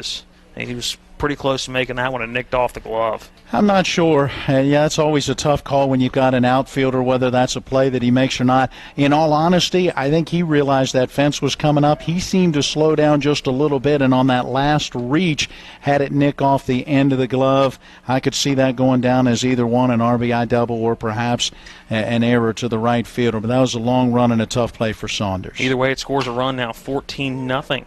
Berkeley in front. Dylan McCartney takes a cut at the first pitch he sees, fouls it off down the first base line, stumbles a little bit, has to jog it off going down the first base line, and now will make a walk back to the batter's box. Yeah, not often you have a swing that lands you about halfway to first base. But he was so far off balance coming around on that swing. He stumbled, and by the time he could really catch himself, he was in a little bit of a sprint towards first. And here comes that 0-1. That's a fastball right down the middle for strike 2. Zach Rose standing at second. We're going to call that an RBI double. That scored Jameson Matthew. Here comes that 0-2 to Dylan McCartney. That driven back off the middle and gets underneath the glove of Elias Gordon into center field. Rose is going to advance to third on that one. And now standing at first is Dylan McCartney as Gordon was moving to his left and just came up on the ball a little too quickly. Hey, Elias Gordon, tall, yes, especially for a shortstop. And as you mentioned, ranging over to his left, came up just a little bit on that ball, and it stayed down low. Now runners at the corners. Zach Rose at third. Dylan McCartney at first base. Going to give that a single. Not sure there would have been a play made either way. That brings up Parker Martin in the number 9 spot. So that is 3 straight hits to start this inning. So right now 14 runs on 10 hits after game 1 and 13 runs in 10 hits. Got that 0-1 to Parker Martin. That one high and inside, ball 1. And Rundle's done a good job this inning of at least pounding the zone. He's not trying to work around. He's putting balls over the heart of the plate, giving his defense the opportunity to make plays or making Berkeley hit the baseball. That 1-1 misses low, ball 2. As I say that, he misses, and now it's behind on the count 2-1. On a run just 90 feet away, that would make it 9 straight innings for this Berkeley team to score 2 runs or more. Here comes that 2-1 check swing at the plate, but called strike 2 by the home plate umpire. Got now even 2 balls, 2 strikes. That was a good pitch along that outside part of the plate. Not much that Martin could do with that one, other than maybe try to poke it the other way. Here comes that 2-2. That one misses high, about eyeball high. Now the count full 3-2. Well, they went 3-2 to Rose before Rose hit it deep into right. Runners at the corners.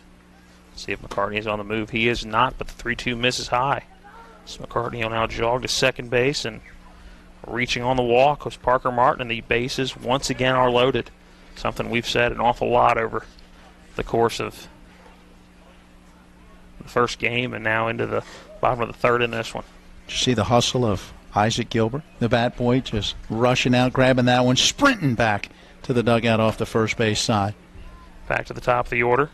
Justin Murphy takes ball 1. And just as I gave the compliment to Rundle about pounding the zone, he's now missed on 4 of the last 5.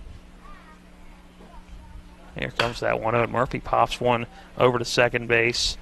And a good play by Sabatino. Hauls that one in for out number 1. And it came out off the end of the bat. Good play by Sabatino. The runners had to hold. I didn't see any indication. That didn't have a lot of air under it, so I don't believe there was any kind of an infield fly rule in effect. Not on a play like that, I wouldn't think. And now brings up Austin Bartley as he pops one into the infield. Broderick Rohrbar will go over and make the catch as he only had to move about 3 feet in from where he was playing. And Bartley going to be retired for the second out of the inning. So after 4 straight hits, or 3 straight hits and a walk, we now are up to Hunter Coe, who's going to step in with 2 outs.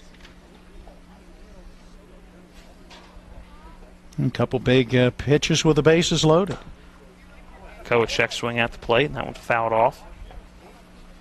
Getting back to the backstop. I think that one fouled off, then hit home plate and ricocheted back. Now the count 0-1 to Coe.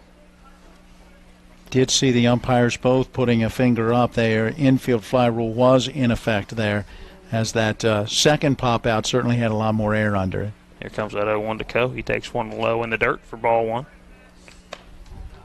And nowhere to put Coe. You're going to have to pitch to him here. Ripped a single back up the middle for an RBI in his second at-bat of the second inning.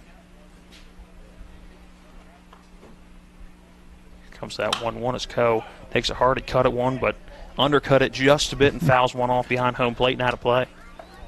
And now a ball and 2 strikes. He's one of those guys that does not get cheated at the plate.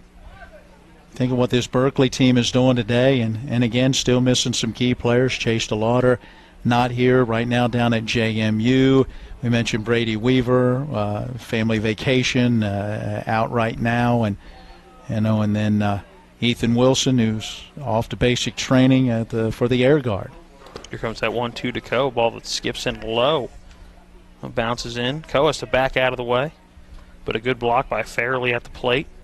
Keep it in front of him. Keep the runners where they are. The count now even at 2-2. Sun now completely off of the field here at Eagle Park.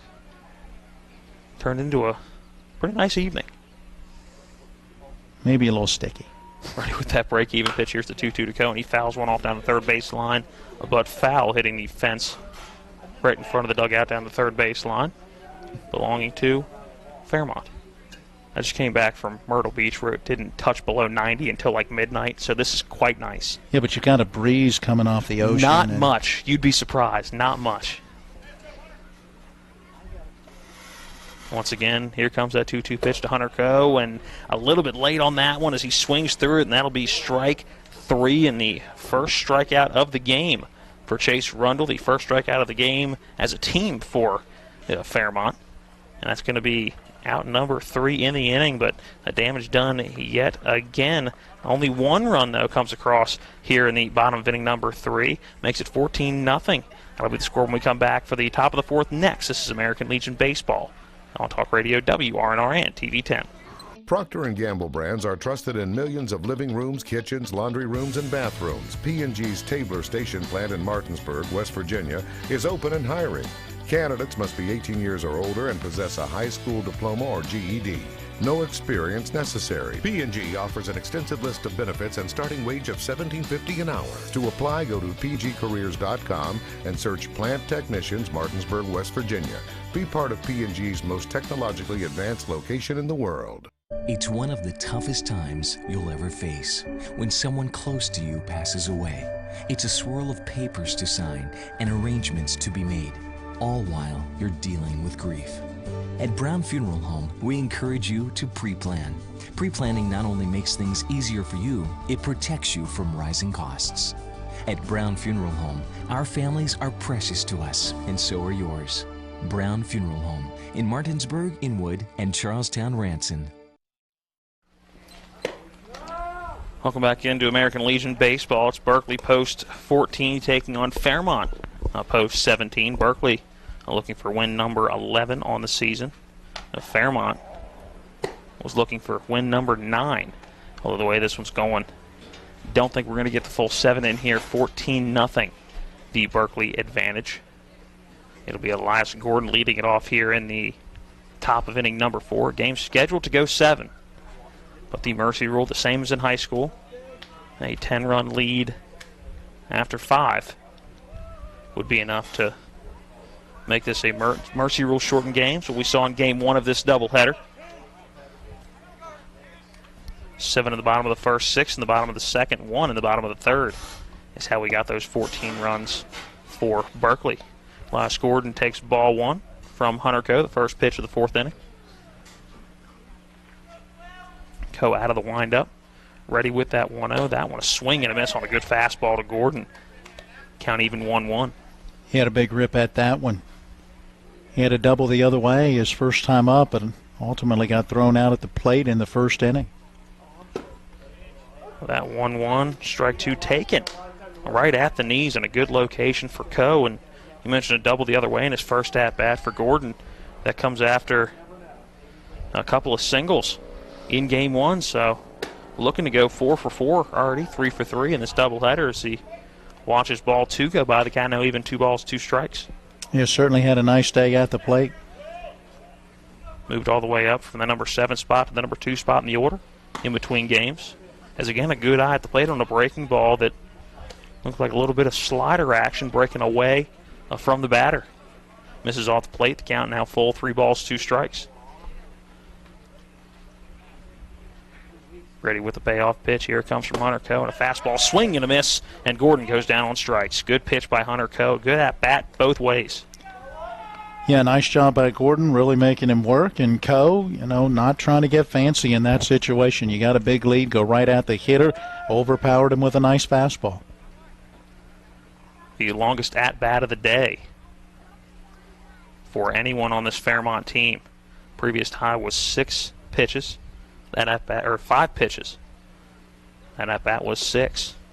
The first pitch to Vince Sabatino. Low and away, gets by catcher Dylan McCartney for ball 1. Just 32 pitches coming into this inning. So through 3 1/3. Now looking at just 39, this one being pitch number 40. Very efficient for Hunter Coe on the mound. Here comes that 1-0. That one misses just low, ball 2. Just below the knees.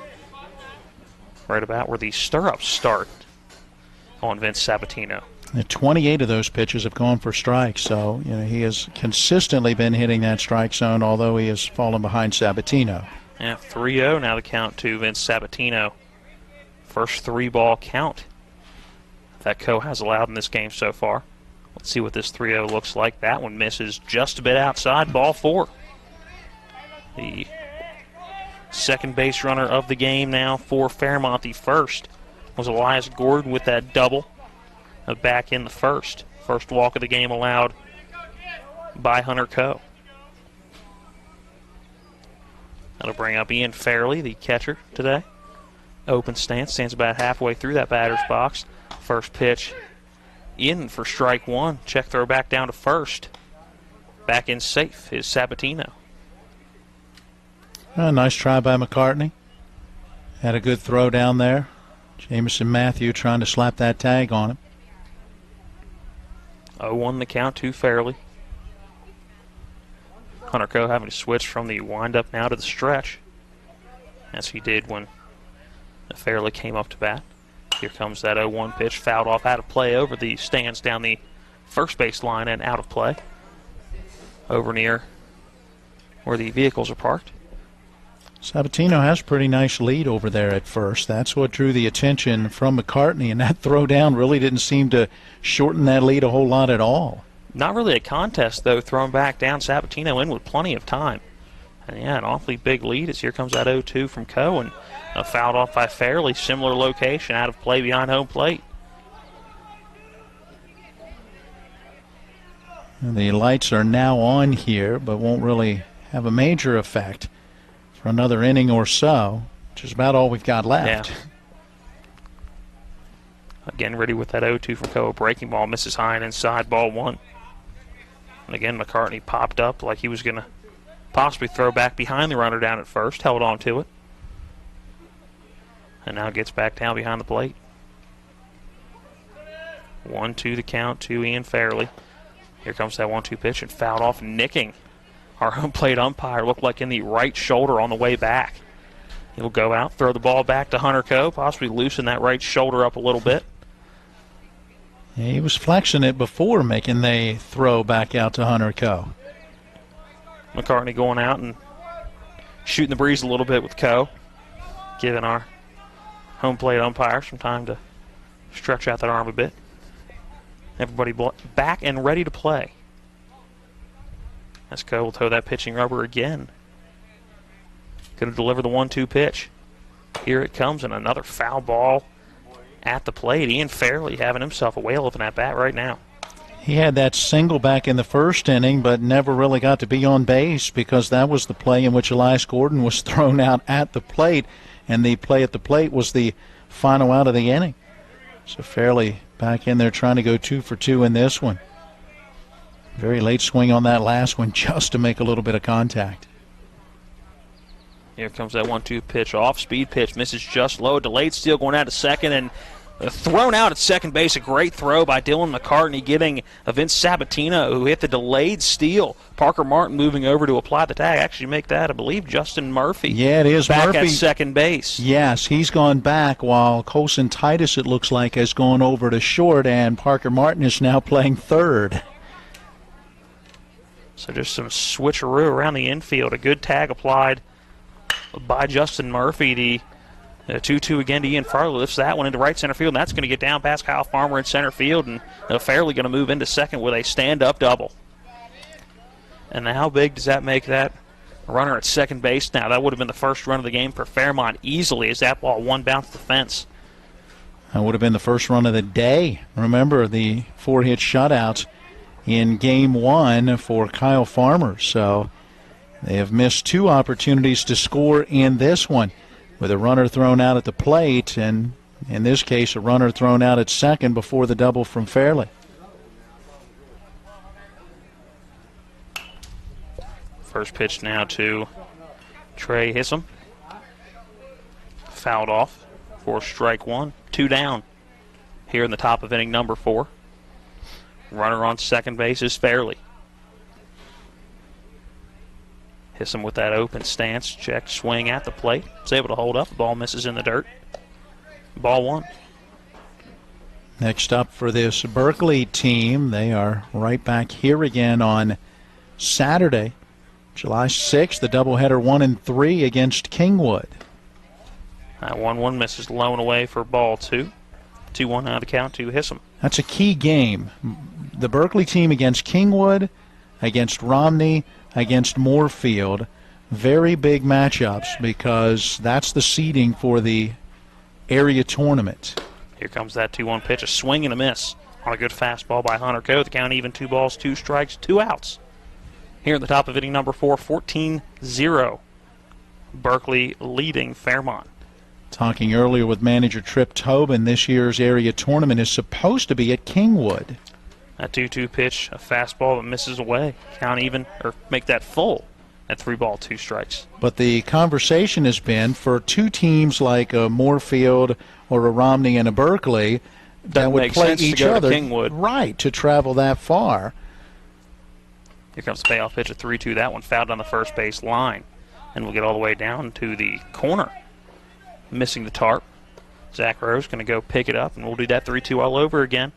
Ian Fairley going to go back to second.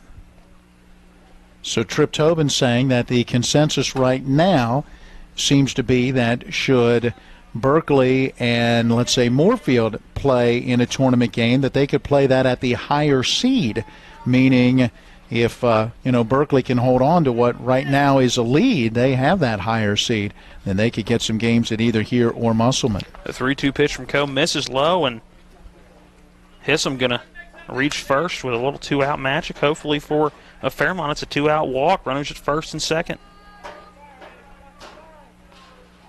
So after Sabatino thrown out at second base, it's been a double for Fairley and a walk for Hissam. That brings up Broderick Rohrball as he fouls off the first pitch he sees, 0-1. First real trouble, if you will, for Hunter Coe, who kind of breezed through those first 3 innings without giving up a run and just 2 hits. See how he works out of this mess. Rohrball waiting that 0-1. Lets that one go a bit above the zone. Count now even 1 ball, 1 strike. Runners at first and second, 2 down. Here in the top of inning number 4, here comes that 1-1. That one misses just inside, also a bit low, looked like. Ball 2. I think McCartney was asking about that one, or plate umpire shaking his head no. 2-1 the count. Here comes the 2-1 pitch from Hunter Coe. A swing and a miss on a hardy cut by Rohrball. A good pitch, though. Went right up under the hands of the right-hand batter. Really tough to get around on. A right-hand batter heavy lineup is this Fairmont team. Coe will step off the back of the rubber and reset. Didn't feel comfortable with either the pitch or the grip or just his overall stance on the mound. He'll do it again. Here comes that 2-2, and strike 3 called at the plate, and Rohrball goes down on strikes. So a double and a walk with 2 outs in the inning, but can't get anything to come across the plate, can Fairmont. And we'll go to the bottom of the 4th. When we come back, it's Berkeley 14, a Fairmont 0. This is American Legion Baseball on Talk Radio WRNR and TV 10. If you're not progressing in healthcare, you're falling behind. W Medicine has planted itself here, and they're the first university that I've found who wants to take ownership of this population of Western Maryland, Southern Pennsylvania, Eastern Ohio, and the good people of West Virginia. And it's really refreshing to see. I was able to do things that the patients were going away for, which is good for the patients, and it's good for us because we have more resources. Certainly has helped take us to another level. With 4 new car dealerships and 4 used car dealerships in 3 states, Parsons is the largest used car and fastest growing new car dealer in the tri-state area. Take Parsons Ford with huge savings on hundreds of new Fords, financing from 0%. Parsons' goal of financing for all, and Parsons' famous above-market trade-in allowances that help make Parsons #1 for used cars too. See why so many won't buy anywhere but Parsons Ford in Martinsburg. We became #1 by making you #1 first. Parsons. Change for Fairmont here in the bottom of inning number 4. On the mound now is Trey Hissam. It looks like Elias Gordon going to go to third base, and going back to shortstop is Chance Rundle. So the third pitcher of the day for Fairmont so far. See if Hissam can have a bit better luck than his 2 predecessors in this one. Yeah, 5 runs allowed in 2 innings on 7 hits for Chance Rundle. He did get a strikeout, but he also walked 4 batters. 9 walks and a hit batter for 2 pitchers in this game after 6 walks and 2 hit batters for Fairmont pitching in Game 1.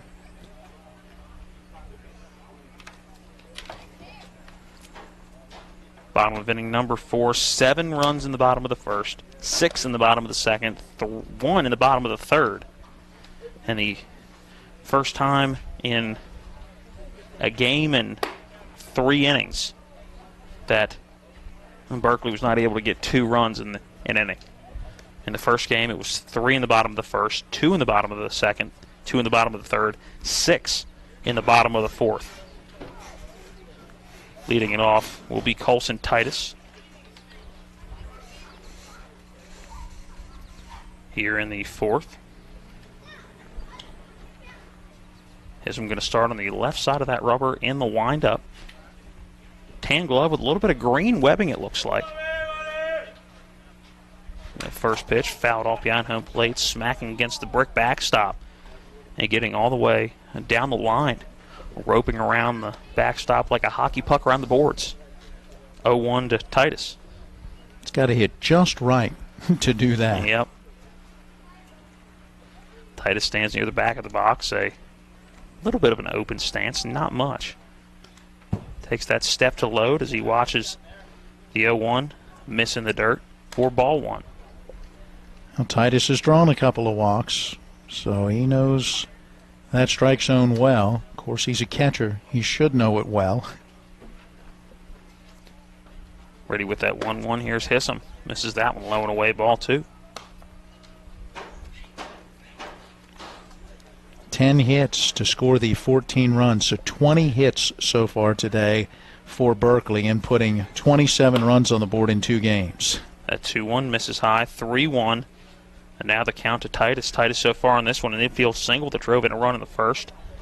And back-to-back walks in the second. Here comes that 3-1 low and away. It'll be the 3rd walk of the game for Colson Titus. And a leadoff walk to start his day for Trey Hism. Well, I guess only fitting the way that it has gone for the pitching so far today for Fairmont. And again, you're talking about a lineup, though, that's been pounding the baseball. So one of the things you're trying to do is hit some corners that, get these guys to maybe chase something. Ball 1 low and away to Kyle Farmer.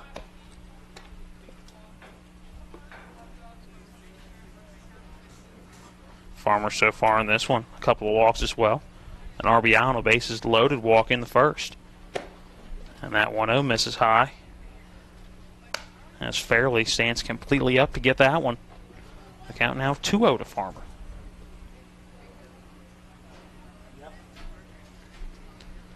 Colson Titus getting decent lead off first base as the breaking ball comes into Farmer, and that'll catch the heart of the plate for strike 1. Train rolling through the area, probably here in the background here at Eagle Park. That 2-1 to Kyle Farmer, swinging a hearty cut, just gets a piece of it, fouls one off into the netting behind home plate. Count now even, 2 balls, 2 strikes. The last at bats of the day, you would imagine, for Berkeley right now with that 14-0 lead, a chance to add a few more insurance runs if they need even that. That break-even pitch on the 2-2 misses low and away. The count now runs full, 3-2. When you look ahead to that top of the 5th for Fairmont, the 7, 8, and 9 hitters will be due, bottom of the order, to try to mount a rally. I think it was their bread and butter last game, but different batters in that 7, 8, and 9 this game. A ball roped down the left field line. If it's fair, it's going to be trouble. That is fair down the left field line with the bat of Kyle Farmer. Moving from first to third is Colson Titus, and he'll be into third, standing up, and a stand-up double for Kyle Farmer. 2 runners now in scoring position with no outs. Jameson Matthew coming up to the plate. Boy, he turned on that pitch, got the barrel on it, and drilled it down into that left field corner. Ethan Harvey able to get to it and make sure that Colson Titus did not come all the way around to score from first. 2 more, though, in scoring position. Matthews steps in. A single and 2 walks on the day as he takes strike 1. Good location on the outside part of the plate for Hism. Couple of RBI on the day so far for Jameson Matthew as well. Both coming on bases loaded walks. That 0-1 low and inside for ball 1. Count now even. Well, Berkeley scored just 1 in that 3rd inning and threatened for more. Remember, bases loaded with nobody out. Chance Rundle did a nice job with a couple of pop-outs and a strikeout, but we're not seeing him back out there. That 1-1 bounces by Ian Fairley.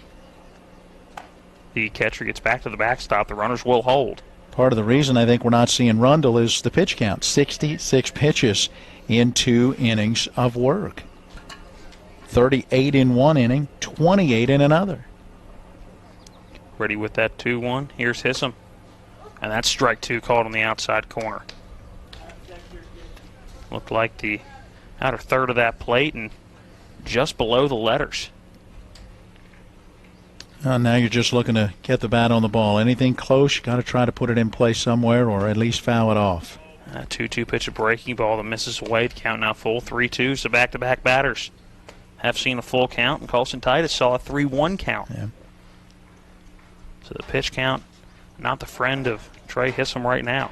Here comes that 3-2 pitch, and this one roped again down the left field line. That's going to drop in for at least a single. Colson Titus is going to come in and score from third, and Jameson Matthews showing the wheels. He's going to get into second with an RBI double.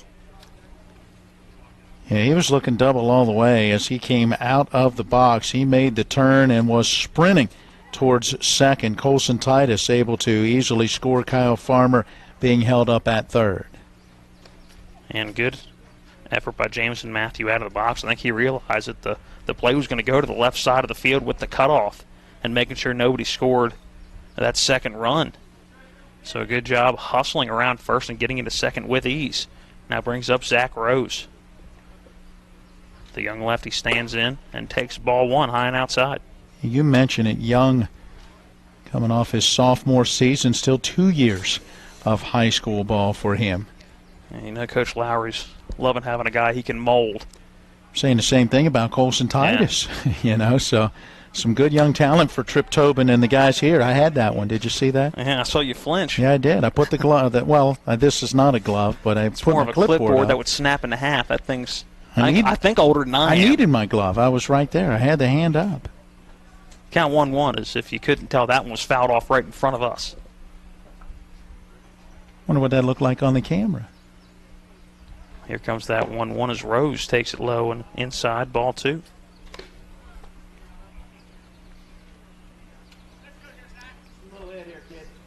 Zach Rose so far in this one, that RBI double. That went almost back to the fence in his first at back in the third. 2-1, misses outside. 3-1. And don't forget he had a double back in game 1 going the other way. So a couple of extra base hits today for him. And it sprayed the field. Yeah. Ready with that 3-1 pitch. Here's Hissom. This is a ball roped down the first base, and Broderick Rohrbar can't get it. It's going to get by him into right field for a single. It's going to drive in 1 run. Moving up to third base is Jameson Matthews. Scoring on that play is Kyle Farmer. And the second run across here in the inning. And it's now 16-0. Berkeley ahead of Fairmont. And that's just another very sharply hit ball. Broderick Rohrbar just didn't have time to try to get the body in front of it. And as he reached out, that ball on that last hop skipped a little higher than what he was thinking and scoots right up over top of the glove. Now brings up Dylan McCartney, the second straight Jefferson Cougar to step in. So he takes ball 1 high and inside. Our guest now, he's considered a former Jefferson Cougar. Yep, wrapped up his senior year. Now officially an alumni. Still wearing the Cougar batting helmet as he takes a swing at that 1-0, misses for strike 1.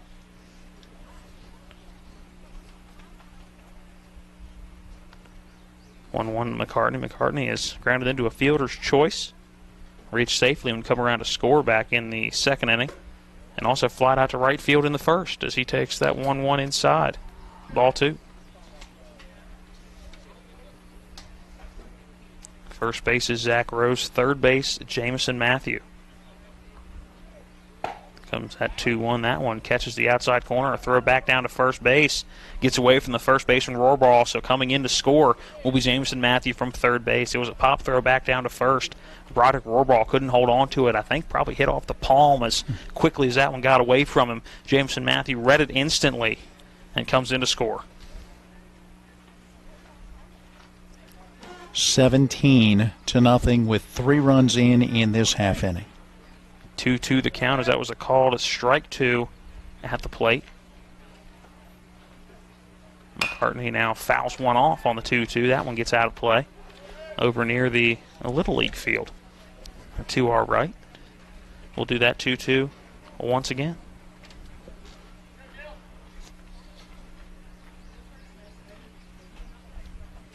Out of the stretch. Here comes that 2-2 from Hissam, and a swing and a miss. And Dylan McCartney will go down on strikes. The first strikeout of the day for Hissam. Just the second on the day for the entire Berkeley Post team. Well, second on the game, third on the day. Fairley got 1 strikeout in game 1. And remember, Rundle got a strikeout to end the third inning earlier in this one. But just the third time today a Berkeley player has gone down on strikes. First pitch to Parker Martin, misses the zone for ball 1. A 1 down here in the bottom of inning number 4. Game scheduled to go 7, but the 17-0 lead for Berkeley looking like just going to go another half inning. After this, that 1-0 misses high and inside. Parker Martin bails out of the way. Yeah, 7, 8, and 9 hitters are due for Fairmont, and they will need a lot to try to keep this one going. Martin ready for that 2-0. Good take at the plate as the ball misses low. 3-0. They do have a couple bases to play with, but if you're Hissam or Fairmont, you want to end this inning and this 2-game series as quickly as possible. That 3-0 misses low and away, ball 4. So now a runner in scoring position is Zach Rose, and at first is Parker Martin. Back to the top of the order is Justin Murphy will stand in. Murphy was hit by a pitch the first inning of this one, also hit by a pitch in game 1, knocked his helmet off. First pitch to him high and inside, ball 1, and Murphy, a great eye at the plate, has really had a good summer so far. Stands in awaiting that 1-0. This is that one. About letter high in there for strike 1. And Murphy also a single in the second, would come around to score a run. Also scored a run in the first when he got hit by that pitch as the 1-1 misses low and away, ball 2. On a run batted in on a sacrifice. We've seen a couple of sacrifice flies in this game, and looking back to game 1, recall one there as well. Here comes that 2-1 from Hissam. That one a strike that was a little high and inside from our vantage point. I think 2-2 the count nonetheless. At this stage, that strike zone's going to grow just a little bit. Just a few feet in either direction. 2-2 the count to Justin Murphy. He lifts one into right field. Moving over on it is Saunders, and he will haul it in for out number 2. Zach Rose got a couple feet off of the second base, so he will retreat. Also going back to first base is Parker Martin. So a fly out to right for out number 2. Saunders started in on that one and then kind of faded diagonally sideways across the field, as that one had a little more carry than he initially was thinking, but he read it well. Now brings up Austin Bartley as Bartley lifts one over to the right side. Rohrball going back and over into foul territory as he will haul it in for out number 3. 3 runs come across here in the bottom of the 4th inning. We have the top of the 5th, and Fairmont down to their final 3 outs in this doubleheader series here at Eagle Park. We'll have the top of the 5th when we come back. Again, the score of Berkeley 17, Fairmont nothing. Welcome to La Bella Vita, named for my Grandma Vita. Our mountaintop getaway honors her legacy while complementing the home's spectacular views. This recently renovated property boasts a breathtaking landscape of Deep Creek Lake while providing great open interior spaces for a sensational vacation. You'll immediately notice the great room allows for entertaining, dining, and relaxing after long days on the lake or skiing on the slopes of Wisp. Your family and friends will enjoy relaxing in all the open spaces. The home features 6 bedrooms, including 4 that are private suites. And each of the 4 levels of this home feature amazing visibility as far as the eye can see. Like our family, we hope you enjoy making memories here on the mountain. We love sharing the spacious, warm, and inviting home that overlooks the lake. Cheers to the beautiful life, La Bella Vita.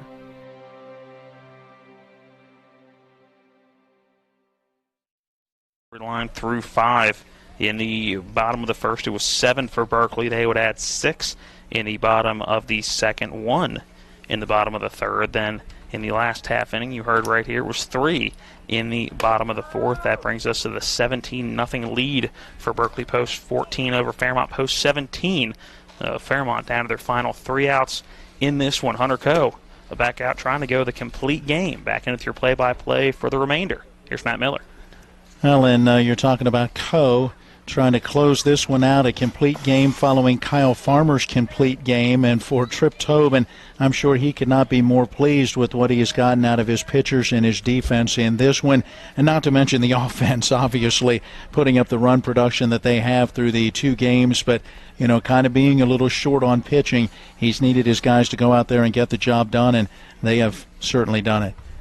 Brandon Corley to get it started in this top half of inning number 5. Pops it foul and back out of play. Count now no balls and a strike. Corley 0 for 1. Bounced out on a comebacker in the second inning. Right-hand hitter awaits. Right-hand pitcher delivers. And this one is just up and away. It's 1 ball, 1 strike. 7, 8, and 9 here in the top of inning number 5. Chance Rundle and then Ethan Harvey due next. Here comes that 1-1. In there at the knees, a called strike 2. Coe up around 65 pitches now, 42 of those for strikes. It's been pretty effective. Ran into trouble in that 4th inning. Outside of that, has not had a lot of trouble. Swing and a miss at a pitch in the dirt, dug out by Dylan McCartney. He'll step out in front of the plate, firing on to first in time to get Corley. And a good job by McCartney, realizing he had time, took a few steps, collected himself, delivered a pinpoint accurate throw down to first for out number 1. Taking his time. I think that's called a double or maybe even a triple clutch. Yeah. How many times did he put that in the glove and pull it out? Like, I'm going to throw. No, now. Okay, go. And then finally let that throw go. Hey, you got to make the good throw at this point in the game. Chance Rundle, the batter, and he takes strike 1. How about 7 Ks now for Coe, getting that strikeout of Corley? 2 in the first, 1 in the second, 1 in the third, struck out 2 in the fourth, has a strikeout here in the 5th. Pitch to the plate and a ground ball past the pitcher, charging on at the shortstop. He's up with it, and that throw to first, and got him by a half a step. Nice play by Colson Titus at short. Yeah, great play by Colson Titus. I waited on that one just a hair as it slowed down going through that infield grass, but then was able to come up and make a great throw, a bang-bang play over at first. And with a 17-0 game, be interested to see what that call would be at first, if that was a tight ball game or earlier in this ball game. Still a great play by Titus. Ethan Harvey, the due batter, and he checks his swing but goes through the zone for strike 1. 0 for 1. Harvey with a strikeout earlier in this one. Takes this pitch for a strike. He's down in the count 0-2, and Hunter Coe just a pitch away from wrapping it up. Yeah, and Coe going with the off-speed pitches the last couple. Been pounding the zone with the fastballs for the better part of the day, locating him very well. Now that 0-2 comes back with a fastball. Check swing, and he went through the zone. Harvey strikes out, and the ball game is over. Hunter Coe going the distance in a mercy rule shortened game as he'll work 5 innings, collecting 8 strikeouts, and Berkeley will get the shutout victory by a final of 17-0. We'll get into our post-game show, tell you all about how this one played out, and then recap really both games of our doubleheader as we then get you ready for regular programming on this Monday evening as the Nationals have a day off. They're back in action tomorrow against the Miami Marlins. We'll join CBS Sports Radio in just a bit. Let's take a break. This is American Legion Baseball on Talk Radio WRNR and TV 10. Ron Hawker here. You have no idea what Johnny's goes through to bring you the best seafood around. We have snow crab clusters, shrimp, crab meat, fish, all the best seafood you want at Johnny's. It's a tough job out here, but our customers are worth it. Johnny's with 2 great locations, 1456 Winchester Avenue, Martinsburg, and Route 11 South in Chambersburg. When will I be able to retire? How do I make the most of the money I have? How do I leave a lasting legacy to my loved ones? I'm Philip McCoy, financial advisor with the Mirius Group, a private wealth advisory practice of Ameriprise Financial Services Incorporated. Call us today at 304-263-4343 to help you make the most of your financial future. Our office is located at 1270 Winchester Avenue, Martinsburg, West Virginia. Ameriprise Financial Services Incorporated, member FINRA and SIPC. At Anthony's Pizza Inwood location, nobody does it better. We make our own dough and we bake it fresh twice daily. That's freshly baked twice a day to make sure your pizza always tastes great. Take advantage of our Anthony's Pizza special offer. Get 2 large one-topping pizzas, just $17.99. And when you buy 3 12-inch subs, the 4th one's on us. For the best in freshly made pizzas, subs, calzones, stromboli, lasagna, and more, it's got to be Anthony's Pizza, 372 Middleway Pike in Inwood. Call 229-7373 for delivery, anthonysmenu.com.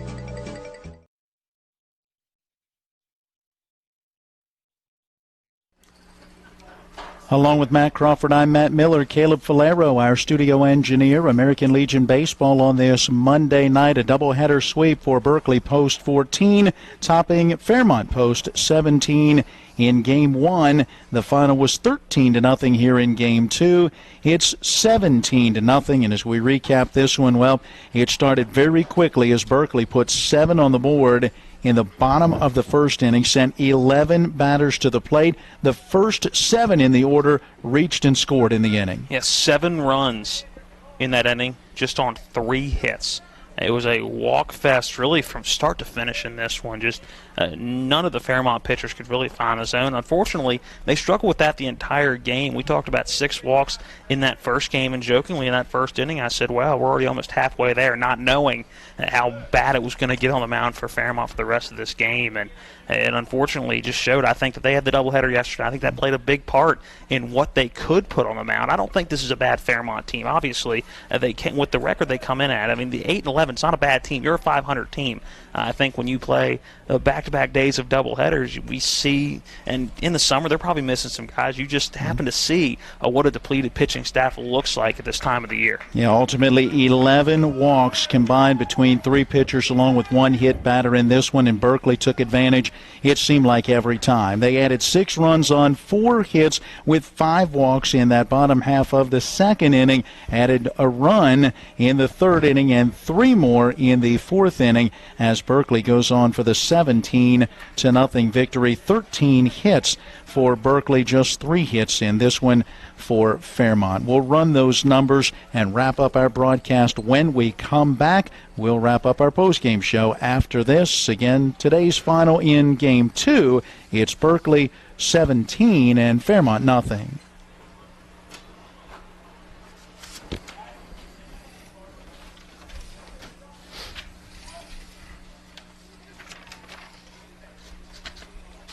Ugh.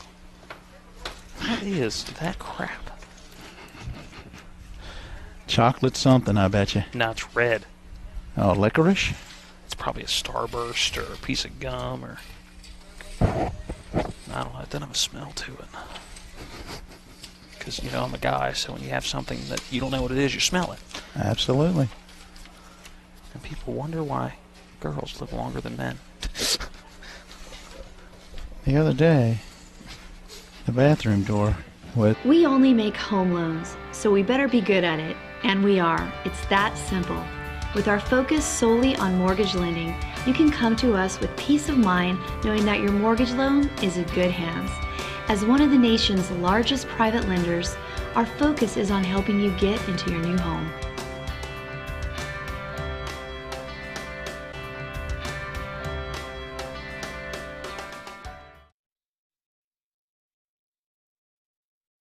The road to the TBT WVU Alumni Tour is coming to Hedgesville High School Saturday, July 13th at 7 p.m. Tickets are on sale now for just $20 at jflowent.com. That's JFLOWENT.com. Don't miss out on this exciting night. Now let's take a look at the numbers from Game 2 of our doubleheader, and we'll start with our pitching totals. Hunter Coe, a complete game victory in the Mercy Rule shortened game. 5 innings, no runs, 3 hits. He struck out 8, walked 2.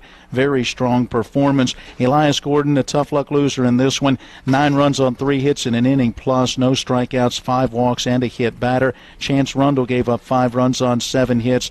He worked 2 innings, struck out 1 and walked 4, and then Trey Hissam closed it out in an inning, gave up 3 hits, 3 runs, 1 strikeout, and 2 base on balls. Offensively for Fairmont, not a lot going. Elias Gordon had a double, was thrown out at the plate trying to score on a single from Ian Farley, and Farley also added a double as he went 2 for 2, and that is all 3 hits in this one for Fairmont. For Berkeley, hitting really up and down the lineup. Justin Murphy had a sac fly, a single, 2 runs scored, a run driven in out of the top spot in the order. Austin Bartley, 2 hits in 5 trips to the plate, an infield single, a double, a run batted in, and a run scored. Hunter Coe drew a couple of walks, had an RBI single as he officially goes 1 for 2 with a couple of runs scored. Colson Titus, he had 3 walks, an infield single to drive home a run, scored 3 runs. Kyle Farmer, he had a couple of walks, had a double as well, drove in a run and scored 3 times. Jamison Matthew, he drew a couple of walks, had an infield single and an RBI double. He had 3 runs batted in all. Corey Daly, he had a 2 RBI single and an RBI ground ball in which he reached on an error. Zach Rose came into that same spot in the order, number 7. He had an RBI double and an RBI single, so great production out of that number 7 spot in the order. Dylan McCartney, he had a single, reached on a fielder's choice and scored a run. And Parker Martin out of the number 9 spot, he had an RBI single, a sacrifice fly, and a couple of base on balls. So again, production 1 through 9 for Berkeley. Final totals look like this. Berkeley had 17 runs on 13 hits, no errors, 9 left, 5 in scoring position. Fairmont, no runs on 3 hits, 2 errors. They left 3, 1 in scoring position. Coe the win, Gordon the loss. Time of the game, 1 hour and 45 minutes. Berkeley post 14, now 11-3 on the season, while Fairmont falls to 8-12. Well, next up this weekend, it is Kingwood coming to town, and that will be 1-3. The start times on Saturday right back here at Eagle Field. We will not be able to bring you those broadcasts, as this weekend we will get back into the 10 to 12-year-old District 6 Little League All-Star Tournament from Petersburg. So stay tuned for those broadcasts with doubleheader action coming up on Saturday, a single game Sunday, a single game Monday, and if needed, we'll crown a District 6 champion with a single game in Petersburg on Tuesday, and we'll have it on Talk Radio, WRNR, and TV 10. Well, again, the Washington Nationals off tonight. Nationals baseball will return tomorrow night at home against the Miami Marlins. Miller Time will also return tomorrow. We'll be on the air from 5 until 6:30 tomorrow evening with Miller Time leading into that Nationals pregame. Up next, CBS Sports Radio. Thanks to our sponsors supporting our coverage of American Legion Baseball. Thank you for joining us at each of our broadcast entities. Thanks to both managers, Martin Morgan for Fairmont, Trip Tobin for Berkeley, providing with lineups and some information and just the hospitality of all the folks here at Eagle Field having us for the broadcast this evening. For Caleb Falero at the studio, for Matt Crawford, I'm Matt Miller, reminding you our finals in Game 1 of the doubleheader was Berkeley over Fairmont, 13-0 in Game 2. Berkeley gets the win, 17-0. Until next time, so long, everyone.